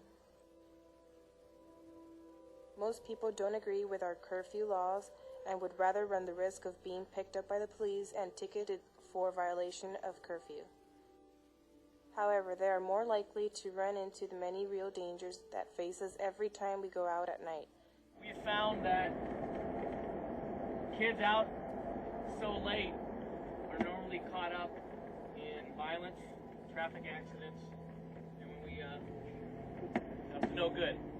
Some of these kids still they're not aware of the law, and they're not educated on it.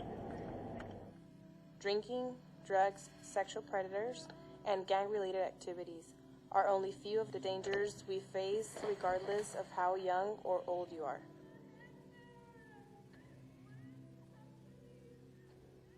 If you are under the age of 18, this law applies to you. What happens if you are caught? You will be taken to the station where the ticket is written out to you and your parent or guardian are called to pick you up. If your parent cannot pick you up, you will be placed into a protective custody or sent to a juvenile facility. Guardian at something like an event such as Pearl Beach. The guardian is not just someone appointed to by the parents. A guardian is someone appointed by the courts. You can legally stay out late if you are participating in a religious, educational, or political activity, accompanied by a parent or guardian, going to or from their place of employment, responding to some type of emergency, returning home from school, cultural, or recreation activity.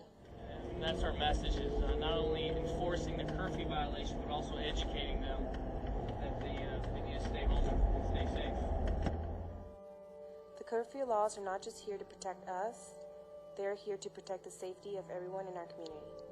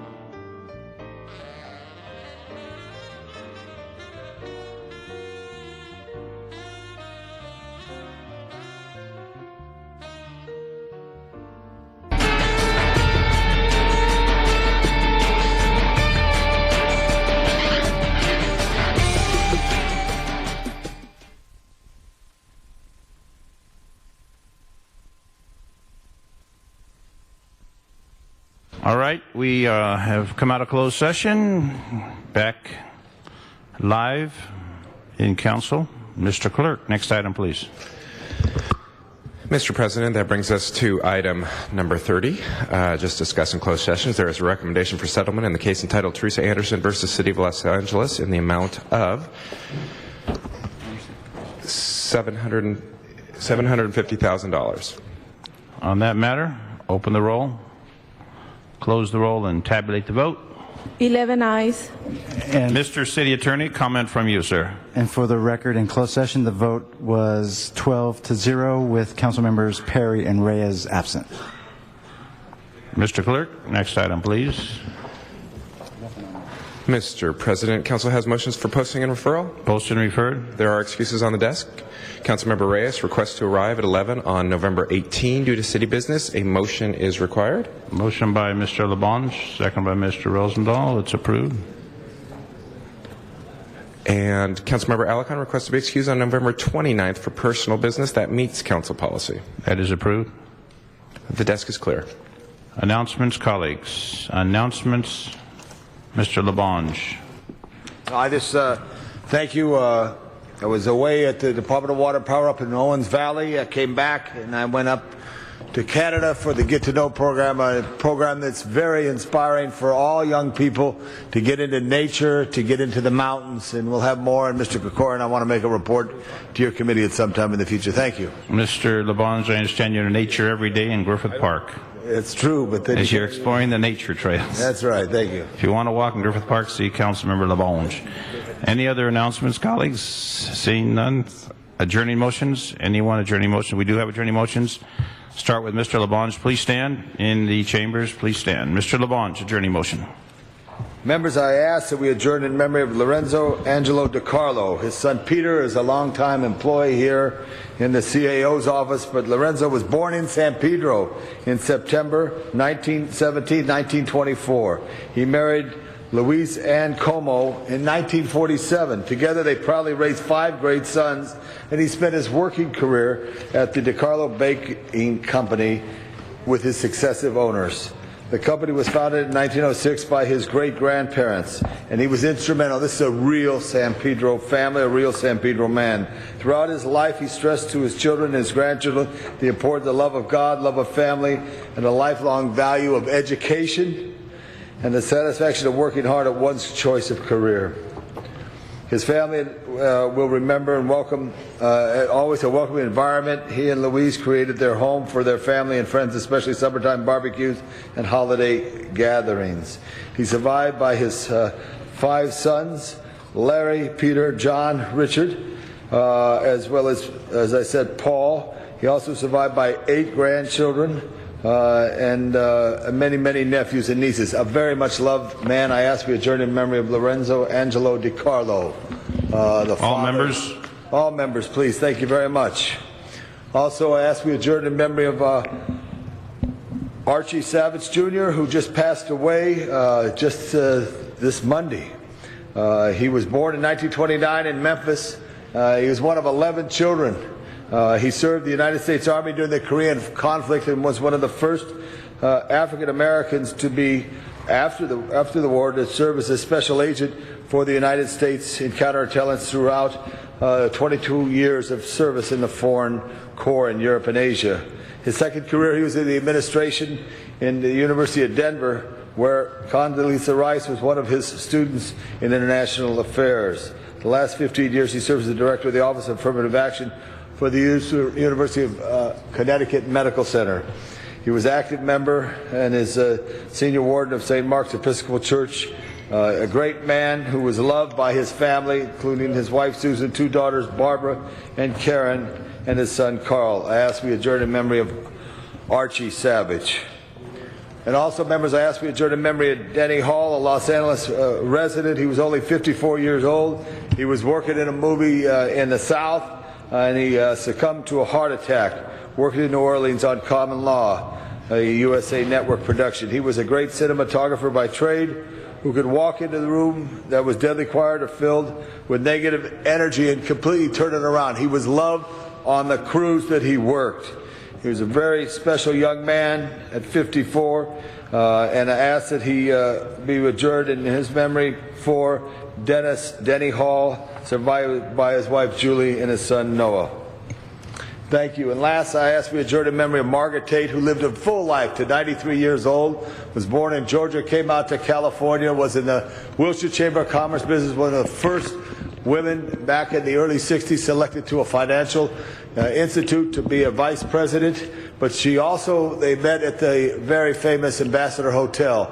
At the Ambassador Hotel, she took over as their publicity person in a number of careers and was the voice of the Ambassador Hotel for many, many years. Just recently, at her 92nd birthday, we had a great party on top of the roof at the Kingsley Manor in Mr. Garcetti's district. And I was able to get air support to fly by and give a little shout out for this wonderful woman, Margaret Tate, survived by her nieces and nephews and her son. Her two other sons preceded her death. I ask we adjourn in memory of Margaret Tate. Thank you, Mr. Lavange. Any other attorney motions? Margaret Tate Burke. I said it too fast. God bless you, Margaret. Thank you. Was that your relative? No. We already adjourned in my memory of Aunt Joanne, and we had a beautiful funeral yesterday. Every day's a blessing. Every day counts. Thank you, Mr. Lavange. Any other attorney motions? Seeing none. Mr. Clerk, please call the roll.